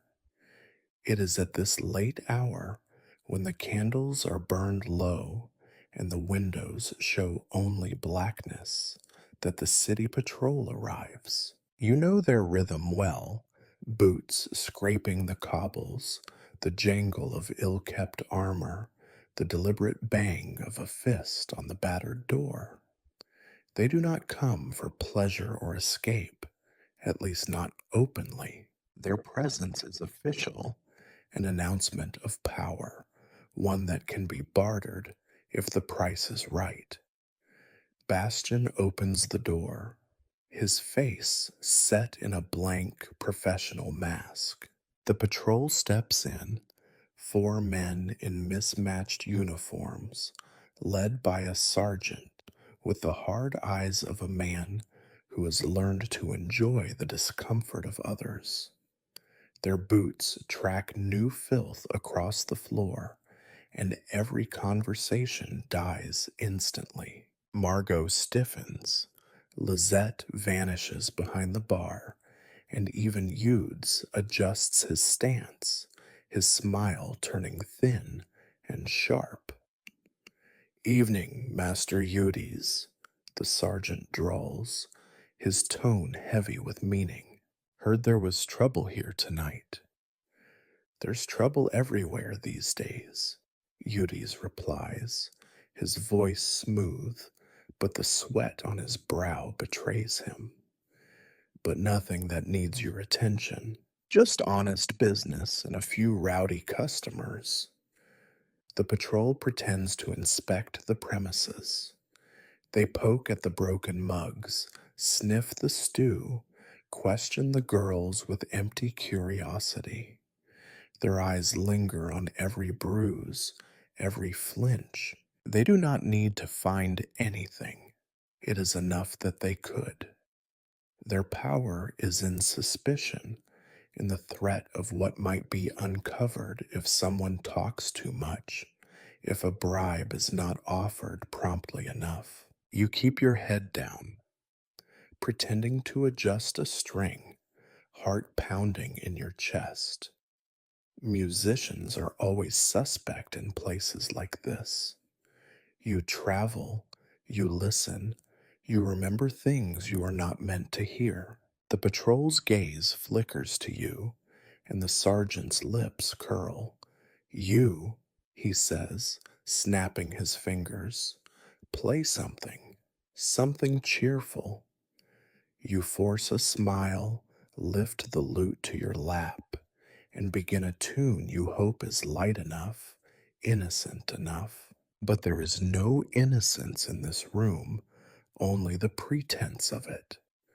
The sergeant and his men listen, grinning, as if daring you to make a mistake. The song ends. One of them tosses a copper coin at your feet. It rolls through a puddle and disappears under a bench. No one makes a move to retrieve it. Funny thing, having music here at this hour, the sergeant remarks, eyes still on you. You hear a lot, I suppose. Must know plenty of secrets. You say nothing. The correct answer is always nothing. Yudi steps in quickly, a practiced gesture. He presses a small pouch into the sergeant's hand, the transaction smooth and practiced as any dance. The sergeant weighs it, nods, and pockets it without a word. The others accept mugs of wine, draining them in a single gulp. One patrolman nudges Lizette with the handle of his spear. Any thieves hiding in your cellars tonight? He asks, half joking, half threatening. Only rats, she answers, voice flat. The patrolman laughs, showing yellowed teeth. No one joins him. The sergeant's gaze lingers on Margot, on Bastion, on Eudes. He glances once more at you, as if considering whether to make an example of the silent musician in the corner. For a moment, you are certain he will demand a song about the city watch or a confession of crimes you have not committed. Instead, he waves his men to the door. Keep the noise down, he says, and remember who keeps this place safe. The unspoken bargain is struck. The patrol leaves with full bellies and heavier purses. The house remains open, unsanctioned, unpunished, for now. Everyone lets out a breath, too careful to do it all at once. As the door closes behind them, Master Eudes curses softly, checks his coin pouch, and orders the girls to clean up the mess. Bastion locks the door, sliding the bolt home with a finality that feels more like resignation than relief. You are left to ponder your place in the room. The patrol comes often enough that you know their faces, their habits, the names they use, and the ones they do not. You know that a misplaced word, a poorly timed joke, could be enough to land you in the stocks or worse. You have seen musicians dragged out by the watch, accused of theft, of spying, of spreading seditious songs. No one remembers their names a week later. The house is quiet now. the adrenaline fading into exhaustion. The girls move slowly, clearing broken glass and wiping blood from the tables. Margot finds the lost copper coin and tosses it your way, a silent apology, or maybe just a gesture of pity. You pocket it, feeling its small, cold weight.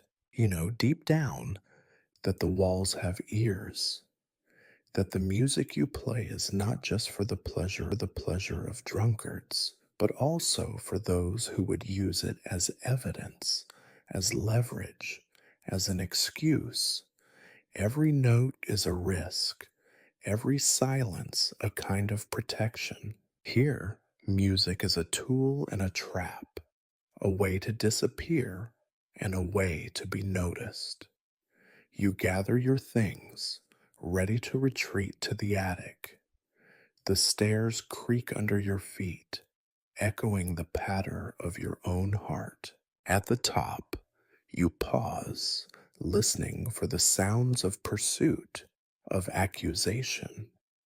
There is only the murmur of exhausted voices below, the soft clink of coins, the muted prayers of girls who have survived another night. In the darkness, you try to forget the questions, the threats, the bargain you never agreed to, but they linger, as real as the blisters on your fingers and the hunger in your belly. Tomorrow, the patrol will return. Tomorrow, the house will fill again with secrets and suspicion. Tonight, you are safe, if such a word has any meaning here. You lie down, clutch your battered lute, and wait for sleep to come, knowing it will bring little rest.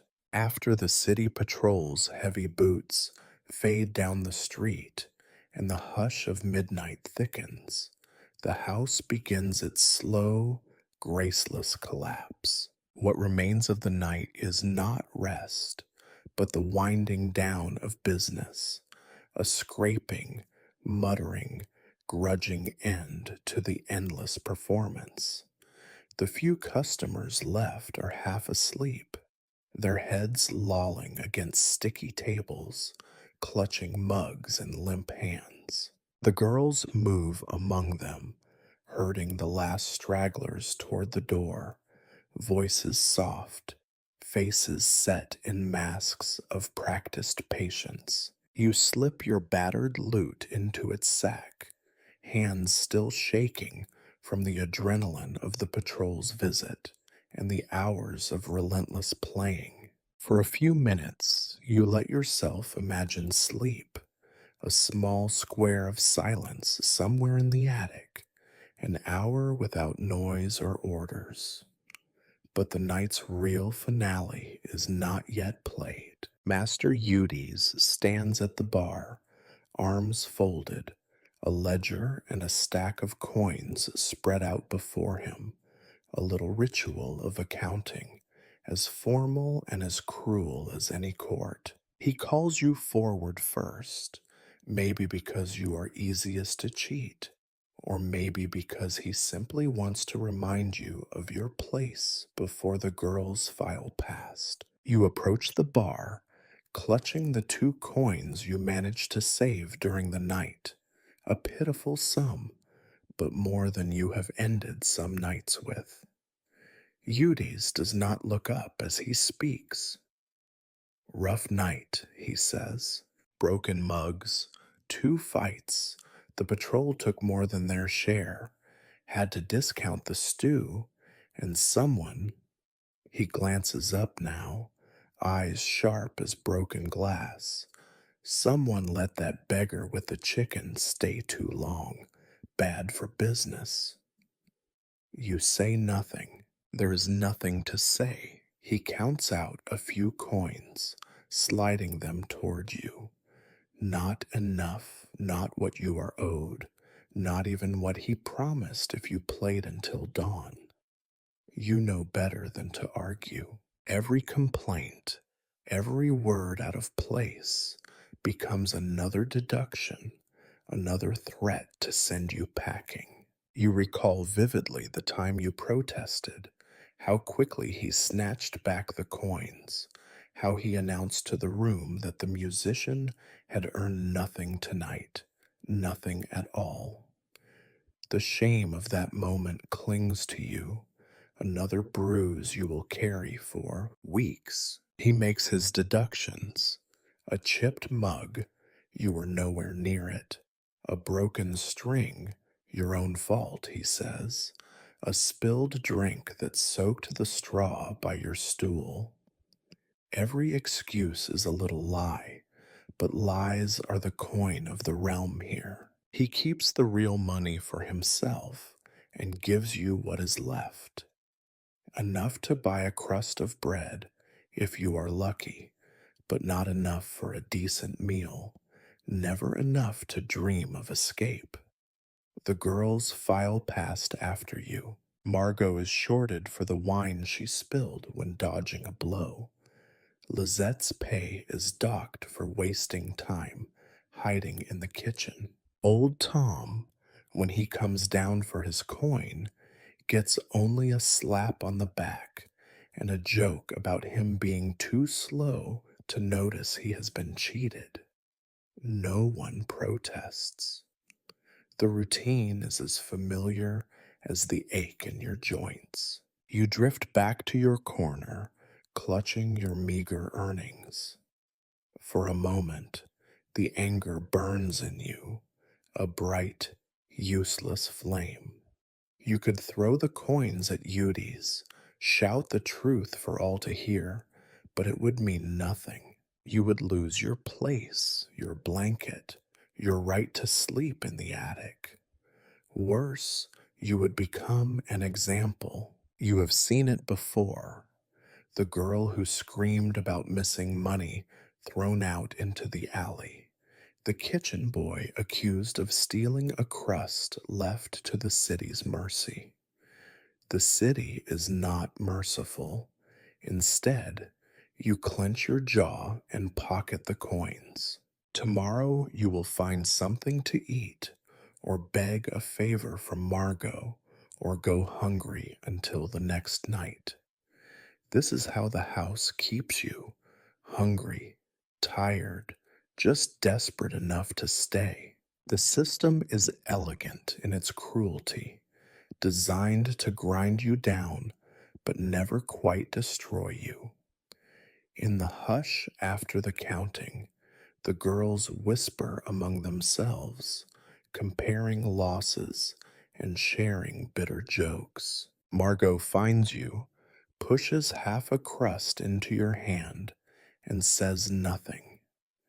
Her eyes are rimmed with exhaustion, but there is a flicker of something like solidarity. It is not enough to call friendship, but it is something, a small act of rebellion against the arithmetic of misery.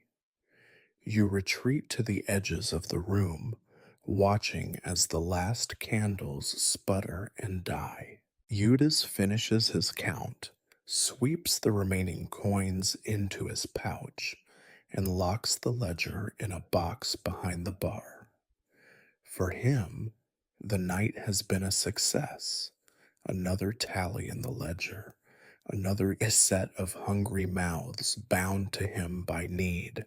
For you, it is another night survived, another lesson in powerlessness.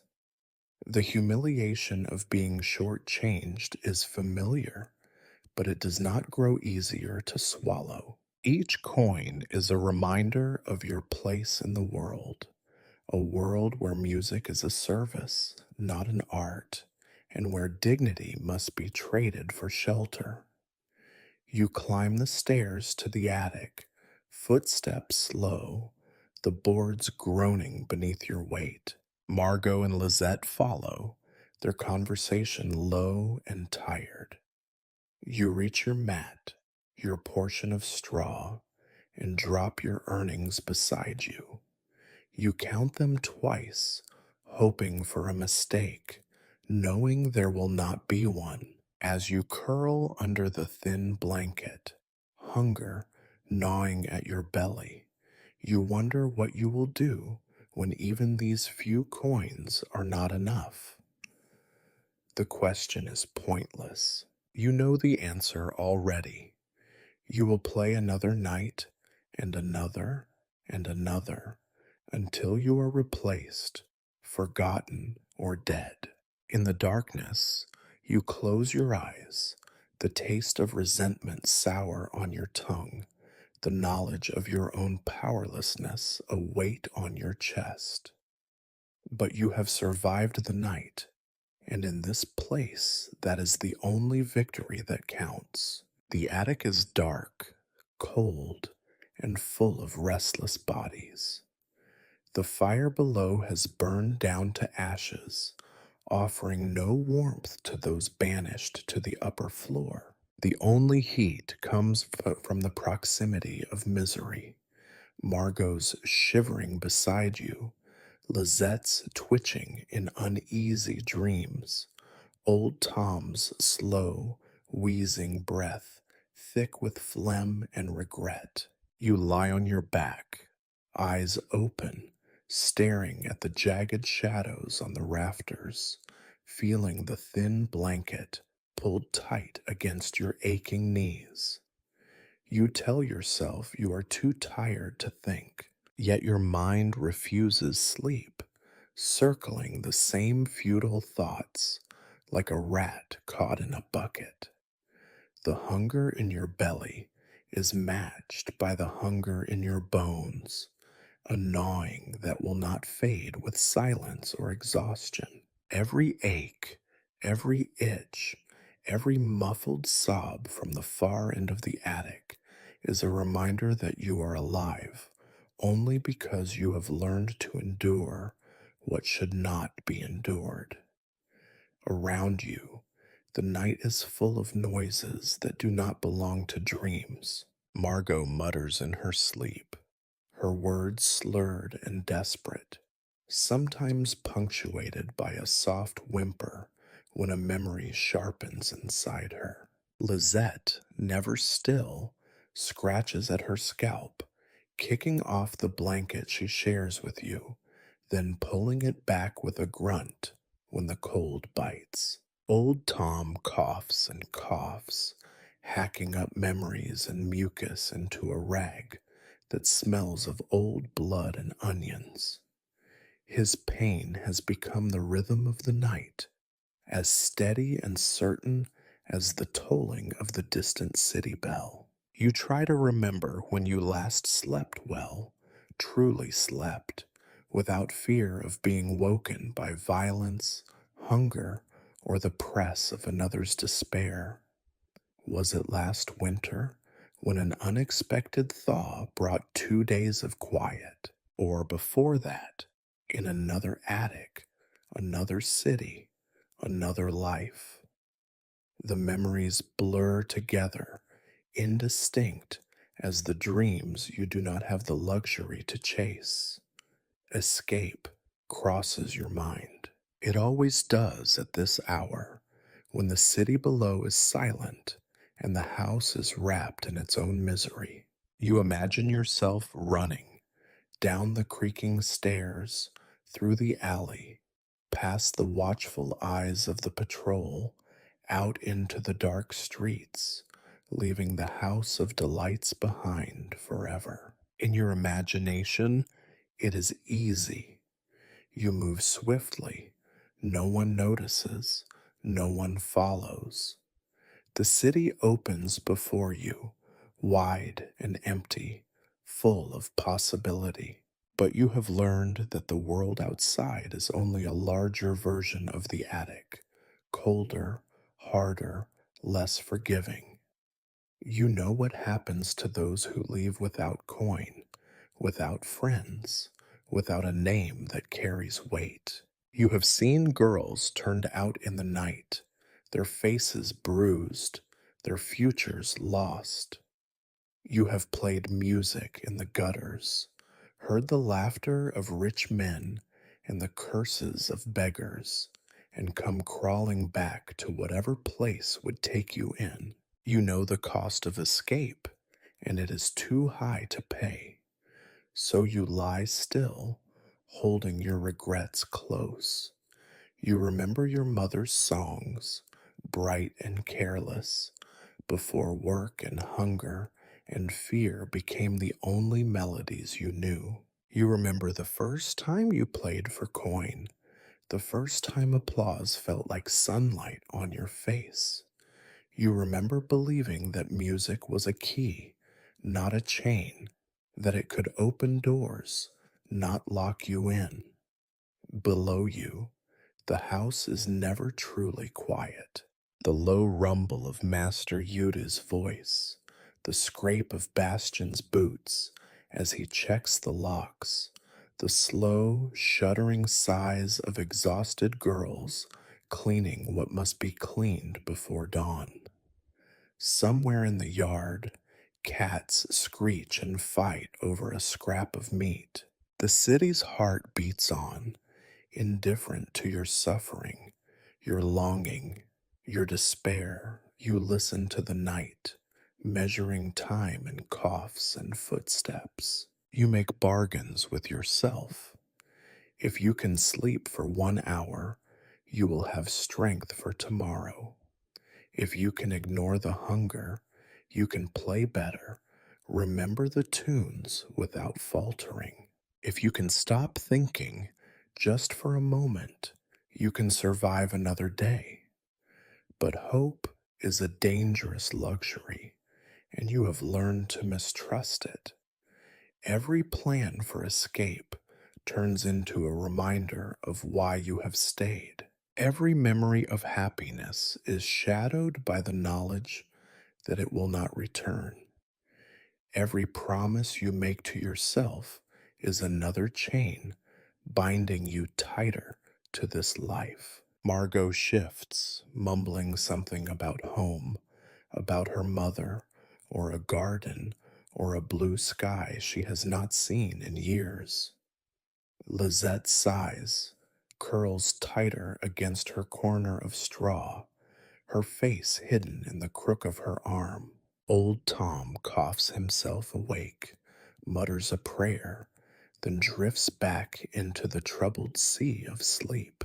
You wonder if you will ever do more than survive, if there will be a day when music is more than noise, when food is more than necessity, when friendship is more than a scrap, traded in secret. You doubt it, but you cannot quite stop hoping, even now, even here. The sky outside the attic window is black, starless, and unmoving. You wait for dawn with the patience of the condemned, your eyes open, your heart stubbornly beating, your mind drifting through dreams you do not believe in. You do not sleep. You only rest your body, letting your thoughts gnaw at themselves until the darkness thins and another day arrives, cold and indifferent, to demand your presence once more. Dawn is not an event in this house. It is a slow, creeping defeat.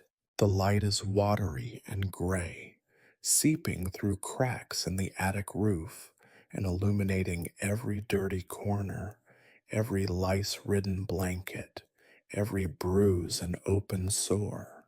You rise before you are ready, because there is no other choice. Sleep, when it finally comes, is never enough.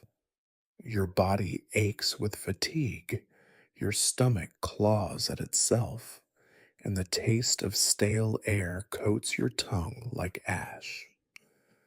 Around you, the others begin to stir. Margot grunts, pulling the blanket closer around her shoulders.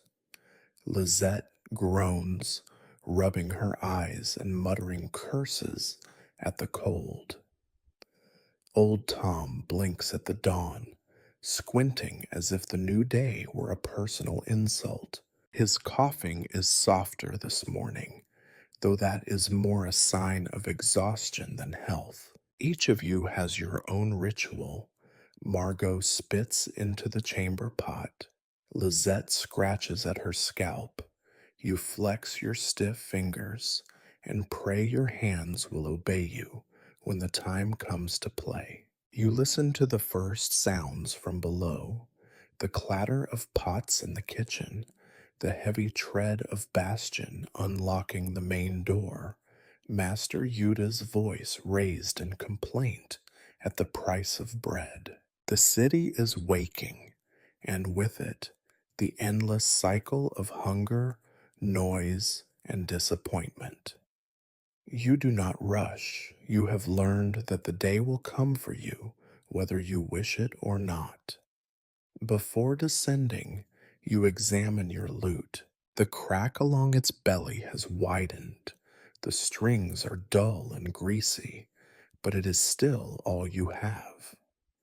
With careful fingers, you tune it by ear, each note ringing out like a question.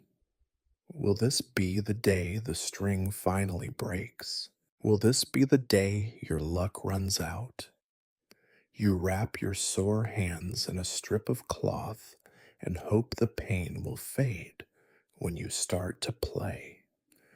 The descent to the common room is like returning to the scene of a crime. The air is thick with the ghosts of last night's revels.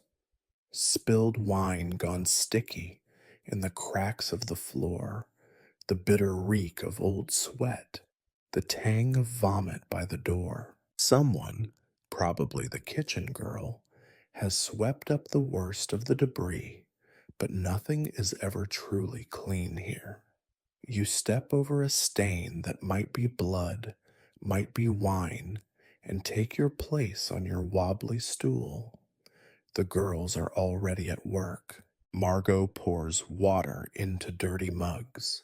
Lizette stacks plates, their faces pale in the early light. No one speaks unless necessary.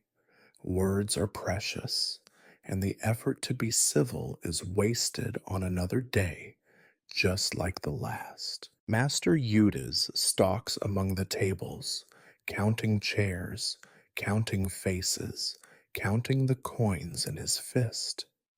He glances at you and jerks his chin, a signal that the first song of the day should begin. You play. At first, your hands resist, moving with the stiffness of the dead. The notes are soft, tentative, and only the memory of hunger keeps you from giving up. But as the room fills, first with the staff, then with the early customers, you find the rhythm again. It is not music for joy, nor even for comfort. It is a tool, a shield, a spell to keep you invisible as the business of the house grinds into motion. Breakfast is served, a thin broth with lumps of stale bread floating in it. You eat quickly, hunched over your bowl, pretending not to notice the way Margot eyes your portion, or the way Lizette sneaks a piece of crust into her sleeve for later. Hunger makes everyone mean, everyone desperate. There are no friends at the breakfast table, only survivors. You watch the guests as they arrive. Some are regulars, men with tired faces and tired hands, here for a cheap escape from their wives and work. Others are strangers, their eyes darting around the room as if expecting a knife in the back.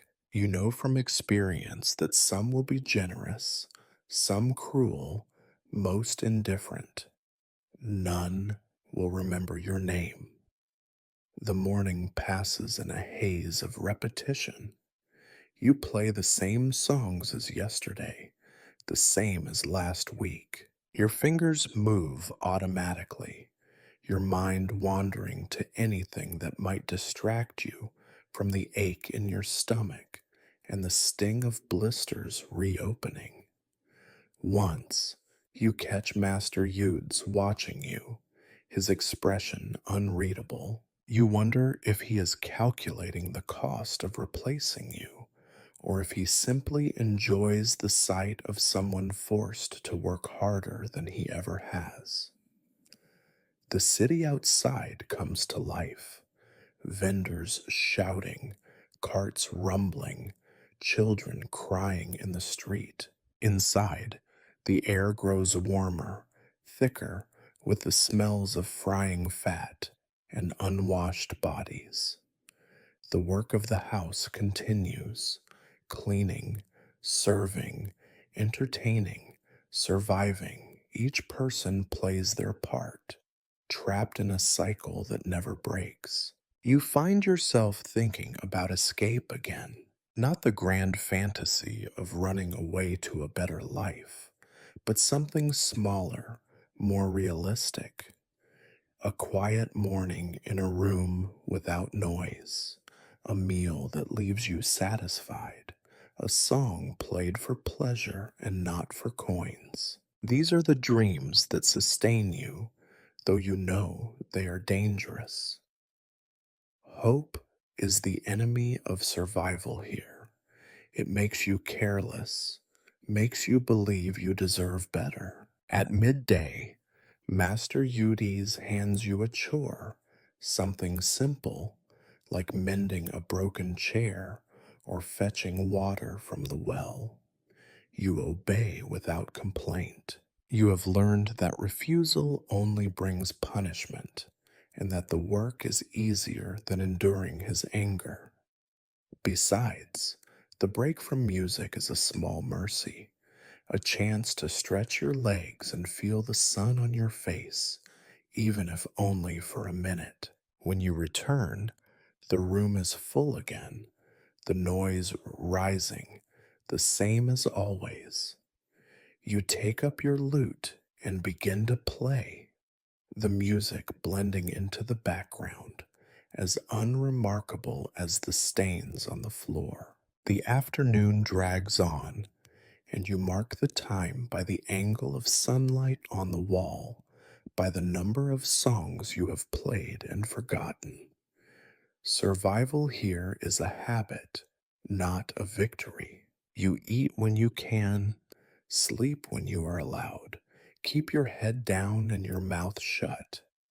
You do not make friends, do not trust promises, do not look for kindness in the faces around you. You are a fixture in this house, as replaceable as a broken mug, as necessary as the next breath.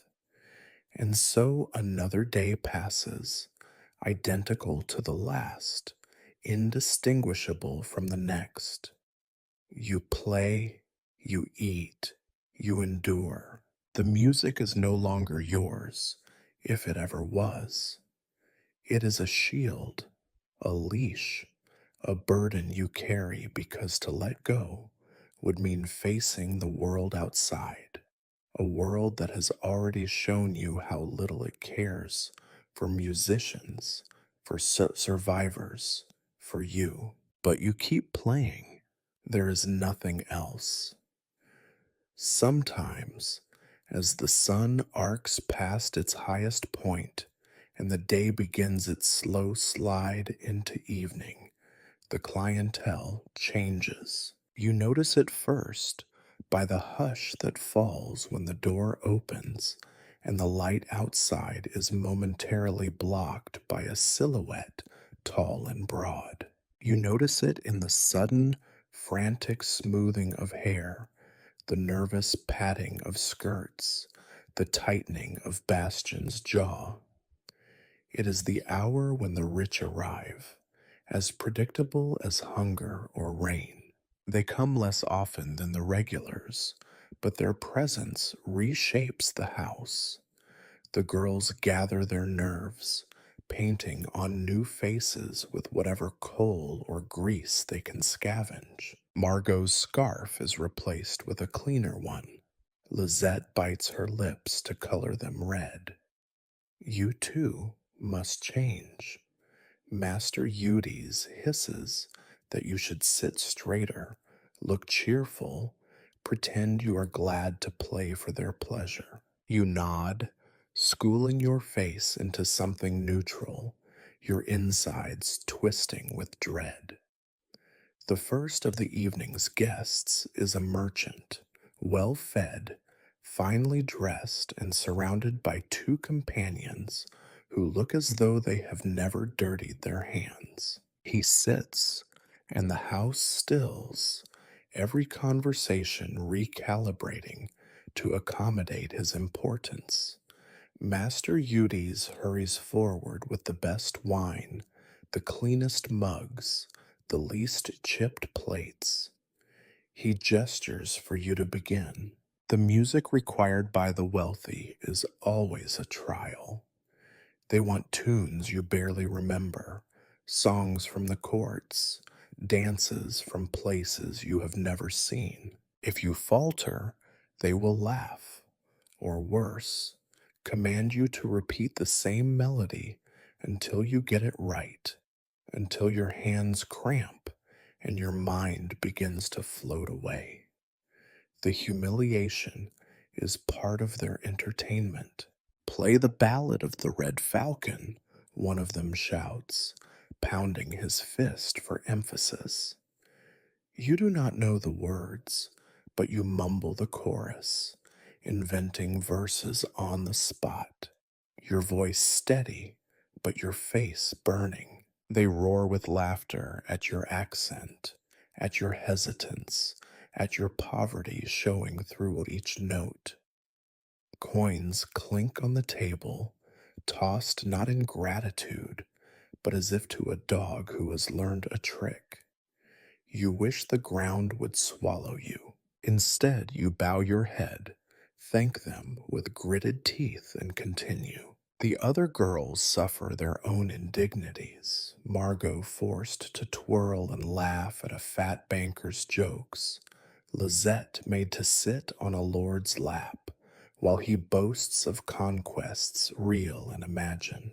The servants run themselves ragged, fetching, pouring, apologizing, all for the chance at a tip that will vanish when Eudes tallies the night's accounts. You become expert at pretending. You smile and nod, play faster when they demand it, play softer when they lean in to whisper among themselves. You accept their insults as part of your wage. When a nobleman tosses you a silver coin, you thank him, knowing Eudes will take it before dawn.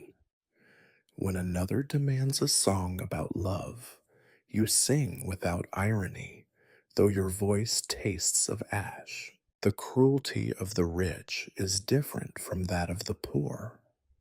The poor lash out in frustration, in hunger, in a kind of brotherhood of suffering. The rich inflict pain out of boredom, out of the certainty that nothing and no one can touch them. Their jokes are sharper, their games more dangerous. One suggests a contest. Whoever makes you blush first wins a bet. They bombard you with questions, each more pointed, each more personal, until you feel your cheeks flare and your hands tremble. Tell us about your first lover, they demand. Sing the song your mother sang you in the gutter. Dance for us, musician, or we'll find another. Their laughter peels away whatever armor you manage to cobble together during the day. You dance, off balance, your movements awkward. You try to make your humiliation amusing, knowing that the line between being entertaining and being punished is razor thin. You see Margot's eyes, hard, resigned. You see Lizette smile, teeth clenched so tightly you fear they might break. Bastion stands nearby, but he will not intervene unless blood is spilled or property is damaged. Master Eudes watches from the shadows, his face unreadable, perhaps already planning how he will spend whatever extra the rich leave behind. After a time, the novelty of your misery fades. The merchants tire of the game and turn their attention to wine and women. You are left to gather the scattered coins, your knees stiff from kneeling, your pride wounded yet again. You do not let yourself linger on the pain. You have learned that indignity is simply another tax for survival. The music you play afterward is quiet, almost invisible, a background to their boasts and bargains. You hear snippets of their talk, deals made, rivals ruined, plans for marriages and wars. The world they describe is as distant to you as the moon. You try to memorize the melodies of their laughter, the cadence of their commands, for one day you might need them for a song, a warning, or a plea. You wish sometimes that you could despise them openly, that you could play a song sharp enough to cut, a note strong enough to shame them into silence. But this is not your world. Here, music is not rebellion, but subservience. You play because you must, because the alternative is hunger, cold, the street. You play because, in the end, no one cares about the dignity of a musician in a house of delights. By the time the wealthy guests leave, the room sags with relief. Margot rubs her wrists. Lizette disappears to the attic. Bastian lets out a long, silent breath. Master Eudes counts the coins, lips twitching in the ghost of a smile. You sit back on your stool, exhausted, your pride threadbare and your body aching. The humiliation will linger, but so will you. Survival is its own kind of art, and tonight you have performed it well. You look down at your battered lute, its cracked wood gleaming dully in the fading light, and prepare for whatever the rest of the night will bring. There is no applause, only the low hum of voices, the scraping of chairs, the knowledge that tomorrow the ritual will begin again. But for now, you have endured, and that, you remind yourself, is enough. The cycle of the house is rarely interrupted by anything other than violence or disease. But one morning, a new silence settles over the brothel, different from the usual exhaustion, deeper than mere hangover. Word spreads quickly.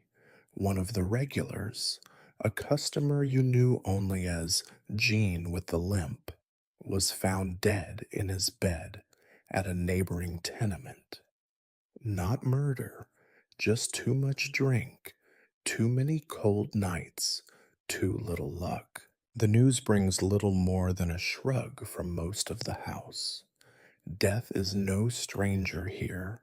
Its shadow hangs in every cough, every fever, every wound that will not heal. Lizette marks his passing with a cynical remark about debts that will now go unpaid, and Margot only wonders aloud who will take his place at the corner table. Master Eudes, as always, calculates, he mutters about lost coin and unpaid tabs, but quickly turns practical.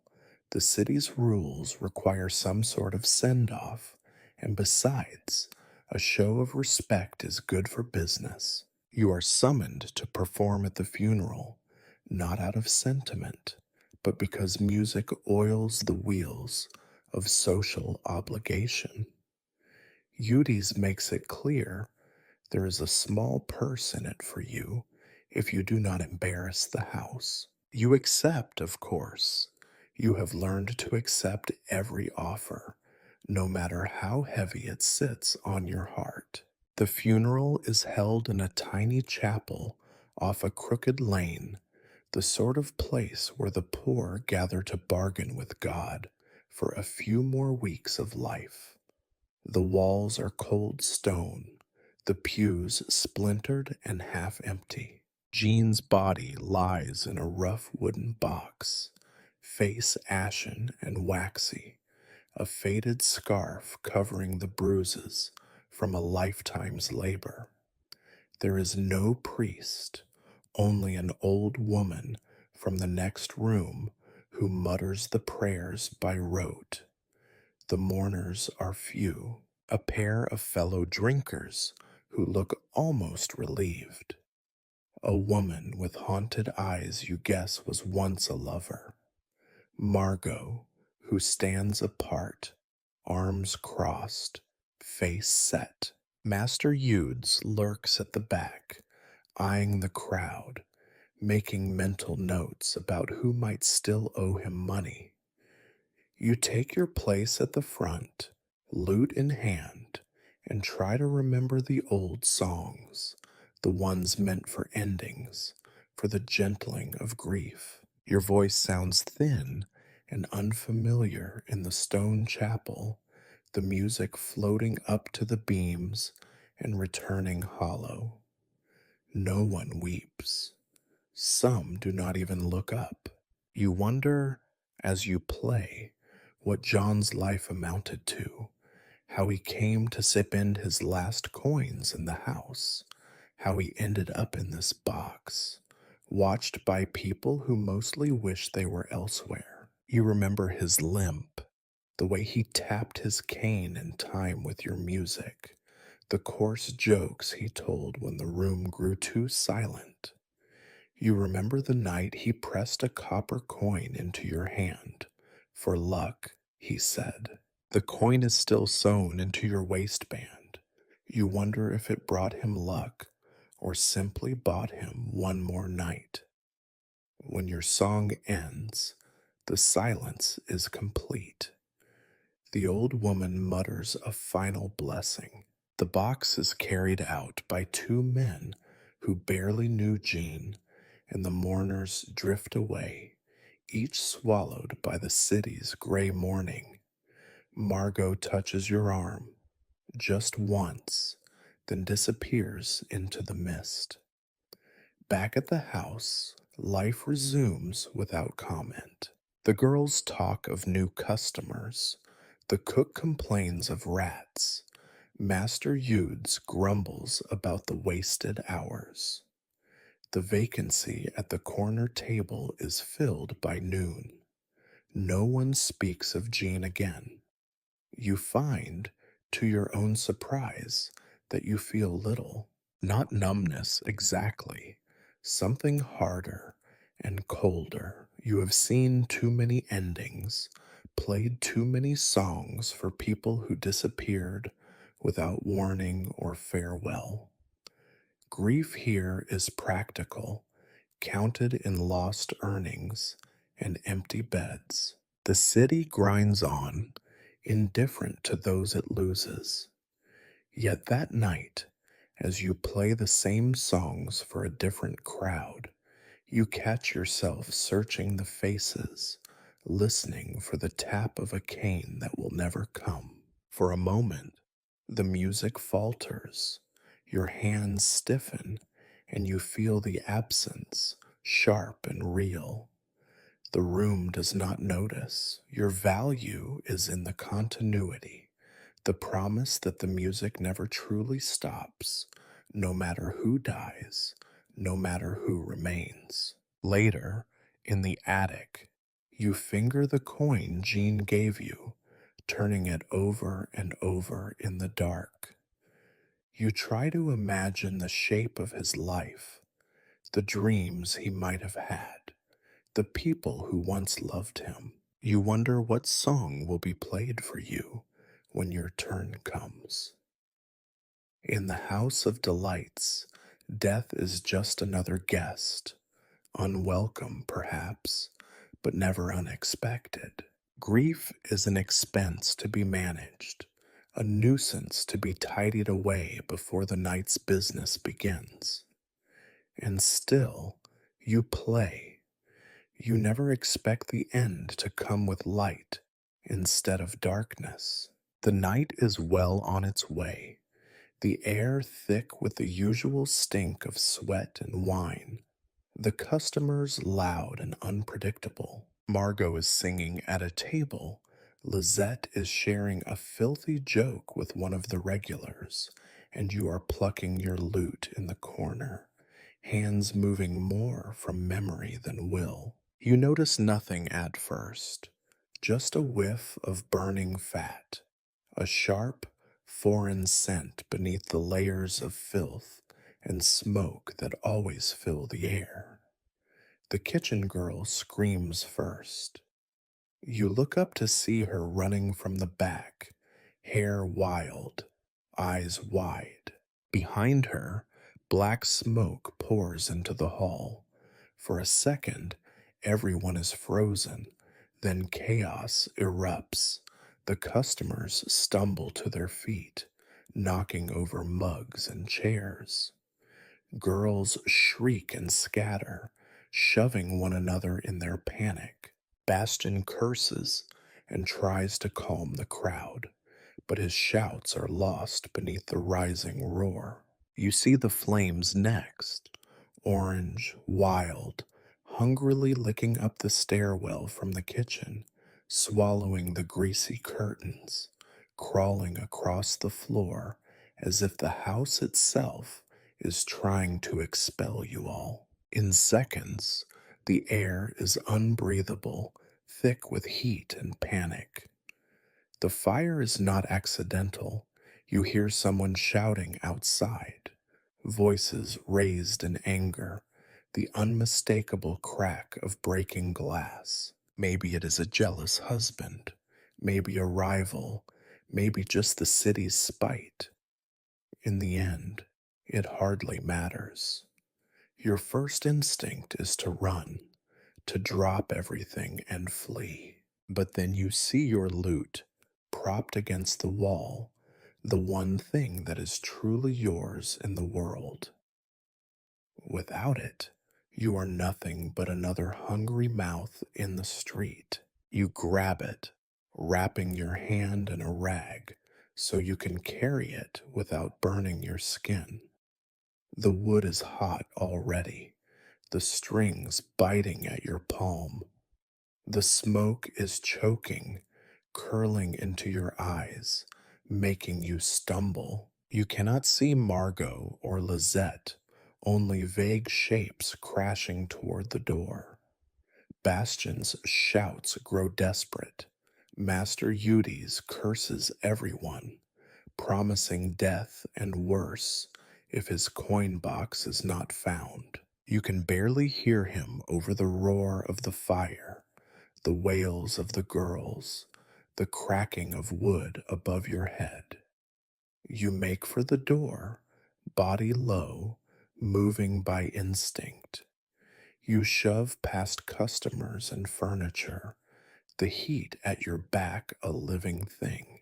Someone claws at your arm, almost dragging you down, but you kick free, stumbling through the mass of bodies. The door is blocked, too many trying to escape at once, fighting for the only exit. For a terrible moment, you think you will die here, trampled or burned, and the music of your life will end not with a song, but with a scream. Then a window shatters nearby. Cold air floods in. You turn toward it, scrambling over overturned benches, coughing and blind.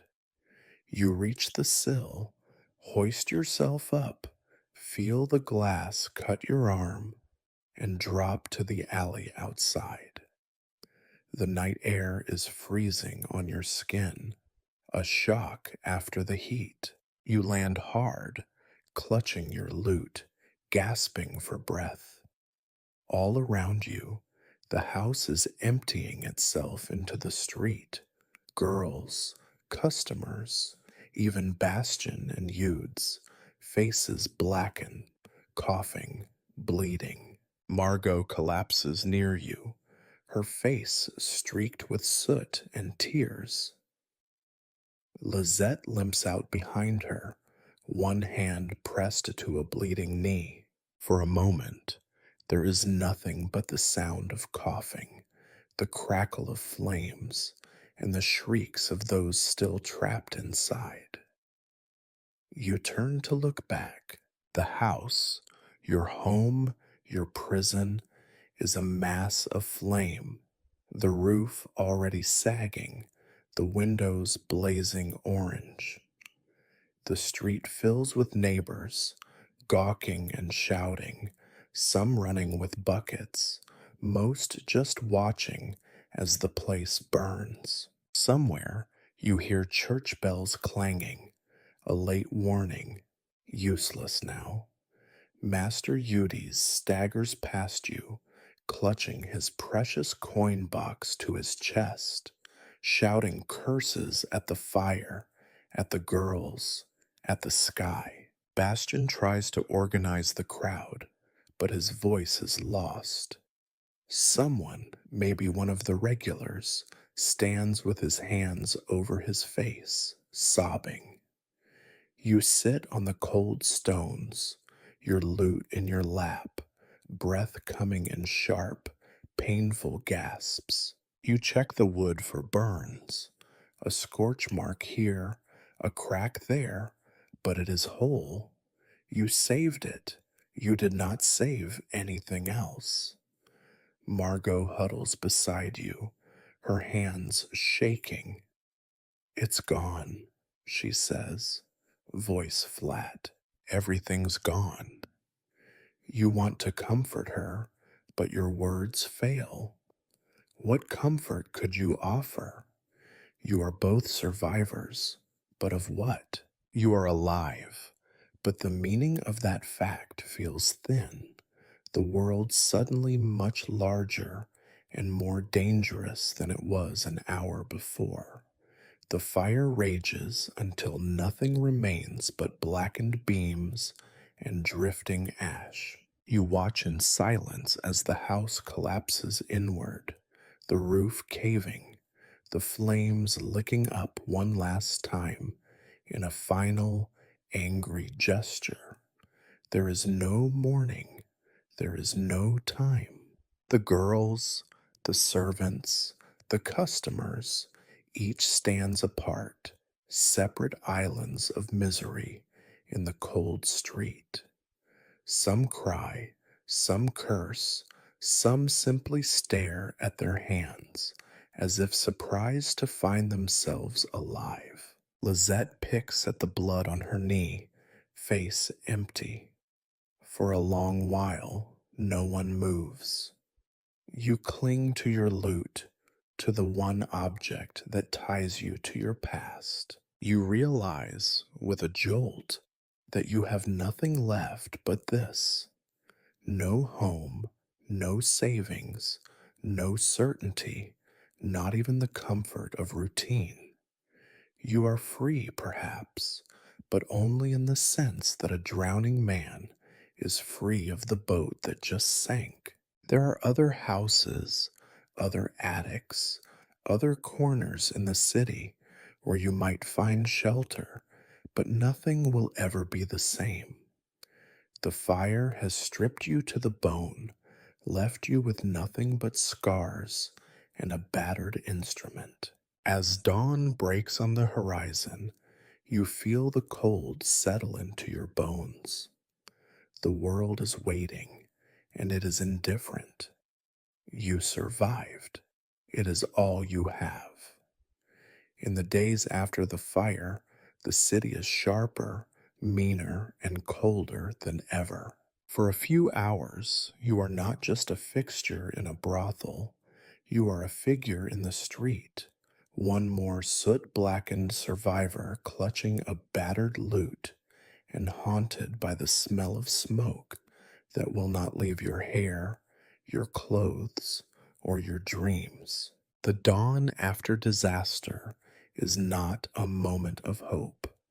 It is simply another morning with nowhere to go and nothing left but survival. The burned out crowd disperses by degrees. Some girls are taken in by rival houses, traded for debts or favors, or because they are young or pretty enough to be useful elsewhere. Others vanish into the city's shadows. Master Eudes is gone before noon, dragging Bastion and the few coins he could rescue with him. He leaves no forwarding address, only curses and unpaid wages. Margot and Lizette stick close at first, but the ties that bound you all were always more circumstantial than loyal, and soon even they are swallowed up by the needs of the next day. You do what you always do. You search for shelter. You carry your lute from alley to alley, finding the places where musicians can beg a corner and a bowl of soup in exchange for a night's work. It is not difficult to find another house willing to take you in. There is always a need for noise, for background, for a distraction from pain and squalor. Your reputation follows you, a musician, quiet and compliant, unlikely to start fights or refuse humiliating requests. You know how to keep your head down, how to pretend that each new place is only temporary. The new brothel is smaller, with lower ceilings and a smell of mildew under the stronger sense of sweat, old ale, and rotting straw. The owner is not so different from Eudes, fatter, perhaps, but with the same cold eyes and quick hands for coins. The girls are strangers at first, but you know their types.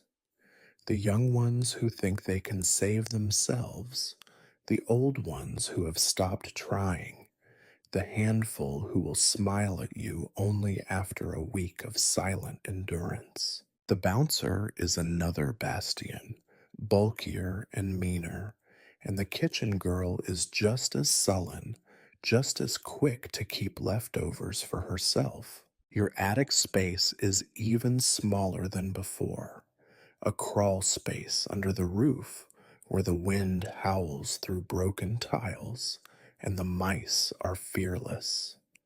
Your bed is a pile of rags, your blanket full of holes, your neighbors as sick and tired as you. The noises are the same: coughing, scratching, the restless shifting of bodies, too worn out to sleep well. You listen to the same songs of complaint, the same prayers to silent saints, the same empty promises that tomorrow will be better. At first, you think about moving on, trying for a different city, a different trade. But the cold is deep, the city is dangerous, and your hunger is stronger than your pride. Besides, the work is the same everywhere. You play because it is what you know. You play because it is safer than silence. Your days in the new house quickly blur into the familiar pattern. The morning begins with scraping together something that passes for breakfast. The owner grumbles about costs, complains about the girls, complains about you. The customers are a new set of faces, rougher in some ways, softer in others, but all carrying the same desperate need to forget, to escape, to be amused for a few hours before the world catches up to them. The girls trade tips and warnings, gossip about old houses and new dangers, laugh too loudly at bad jokes, and cry quietly when they think no one is listening. You slip back into the role of invisible music. The new regulars learn your name, or at least what to call you. The staff ignore you until they need a song to drown out an argument or a distraction for a wealthy guest. You are careful never to speak too much, never to linger near the kitchen when food is scarce, never to give the owner a reason to mark you as trouble. You watch for Bastion's replacement. The new bouncer's fists are quicker than his mind, but he learns that a musician is more useful than not.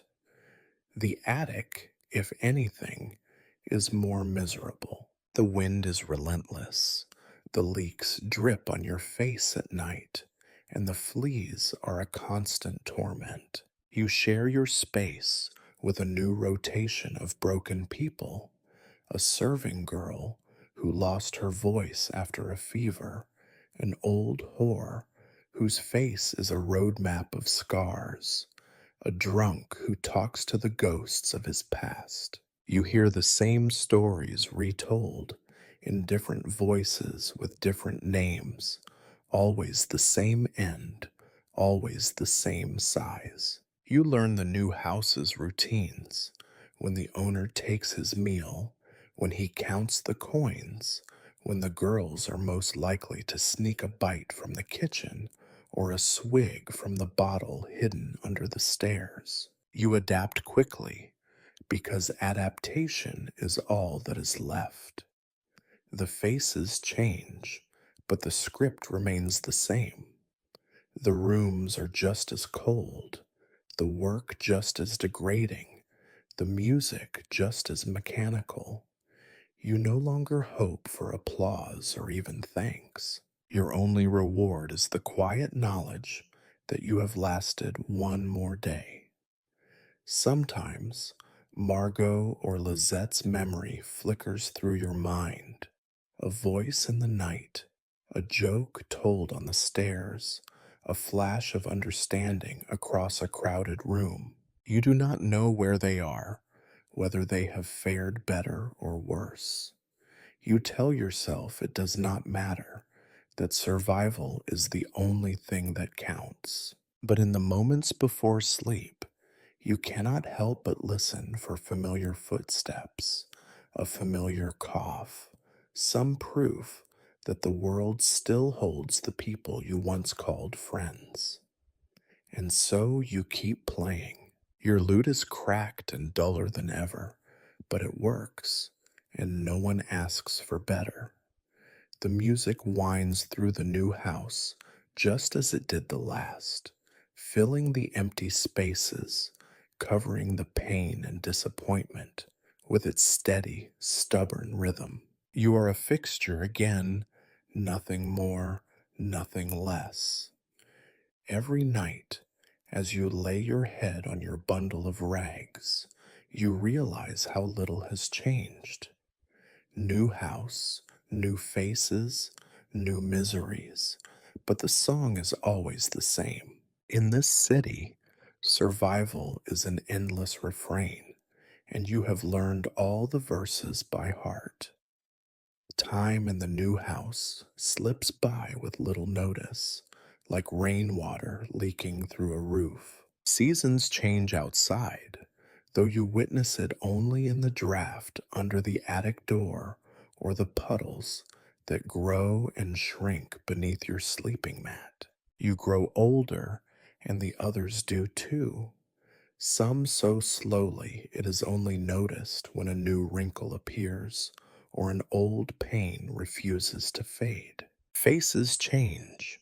Girls come and go, some lost to disease or luck or violence. Others simply disappear without explanation. A few last longer than most. The bouncer is replaced twice, once by a man with a broken nose, then by a silent youth with a knife and no past. The owner grows fatter, then thinner, then fatter again, his moods and waistline expanding and contracting in rhythm with the fortunes of the house. You, the musician, remain. You are now as much a fixture as the cracked hearthstone or the scarred tables. Even the newcomers learn quickly. There is always music, always a song for the moment, always someone in the corner with haunted eyes and nimble fingers. You have become both memory and backdrop, the sound that lingers even when all else is silent.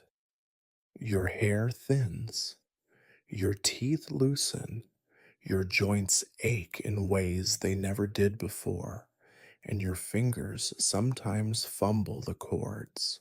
But no one cares. Not the owner, not the girls, not the customers who are here only to forget. You are invisible and essential, and with each passing year, you learn new ways to vanish into the walls. Sometimes, a girl will ask how long you have been here. You shrug. Long enough to know every song that can be played on a lute with half its strings missing.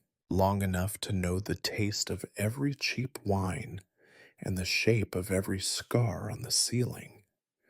Long enough to have seen kindness die and grow again in brief flashes, only to vanish with the next hungry morning. The work does not change. The brothel remains a stage for pain and noise, for hopes dashed against the reality of unpaid debts and ruined bodies.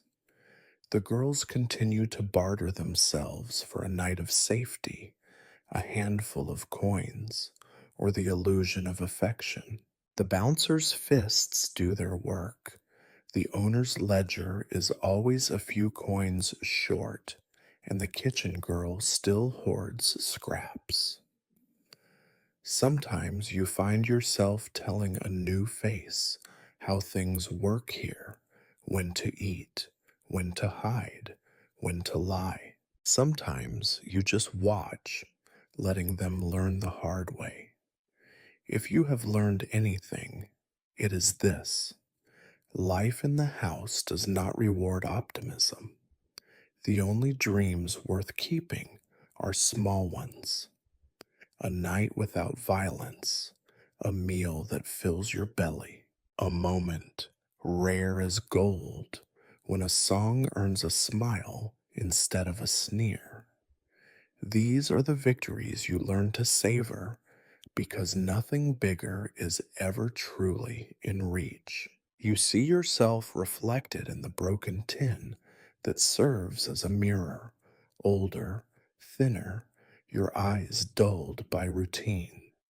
You try to remember the first song you ever played here, or the last one you wrote for yourself. The memories have faded, overwritten by thousands of nights where music was simply survival, never art, never joy, just another way to get to tomorrow. Occasionally, a wealthy customer will ask for something grand, a court song, a dance from a far off land, a love ballad that once made you ache. You play it as best you can, hiding the missed notes, ignoring the indifference that always greets the final chord. Sometimes, a new girl, briefly hopeful, will request a tune from her childhood, and you oblige, watching her eyes glisten with the memory of home.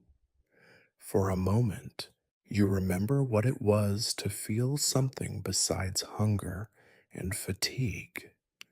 Death comes often, sometimes quietly, in the night, a cough that grows wet and silent, sometimes violently, when a knife flashes or a customer's rage boils over. You play for the dead, for the leaving, for the ones who stay. Each song is both farewell and reminder that the cycle never truly ends. You grieve less with each passing year. You have become too skilled at letting go. You wonder sometimes What would happen if you simply stopped? If, one night, you put the lute aside, stood, and walked out into the street? Would anyone notice? Would the world be changed by your absence? You know the answer. Someone else would fill the corner. Some other musician just desperate enough to trade dignity for shelter, hope for another night's rest. The music, after all, is not really yours. It belongs to the house, to the endless parade of faces and stories and sorrows. You are only its vessel, its echo, but you keep playing out of habit, out of stubbornness, out of the certainty that survival, even reduced to this, is better than nothing. Some nights, in the quiet moments after the last drunk has passed out and the girls have slipped away to their attic dreams, you let your fingers find an old melody, one not meant for this place, one that speaks of fields and light, of longing and loss. It is for you alone. No one listens, no one cares, but for a moment you remember who you were or who you meant to become. You play until the music fails, until your fingers can no longer shape the chords.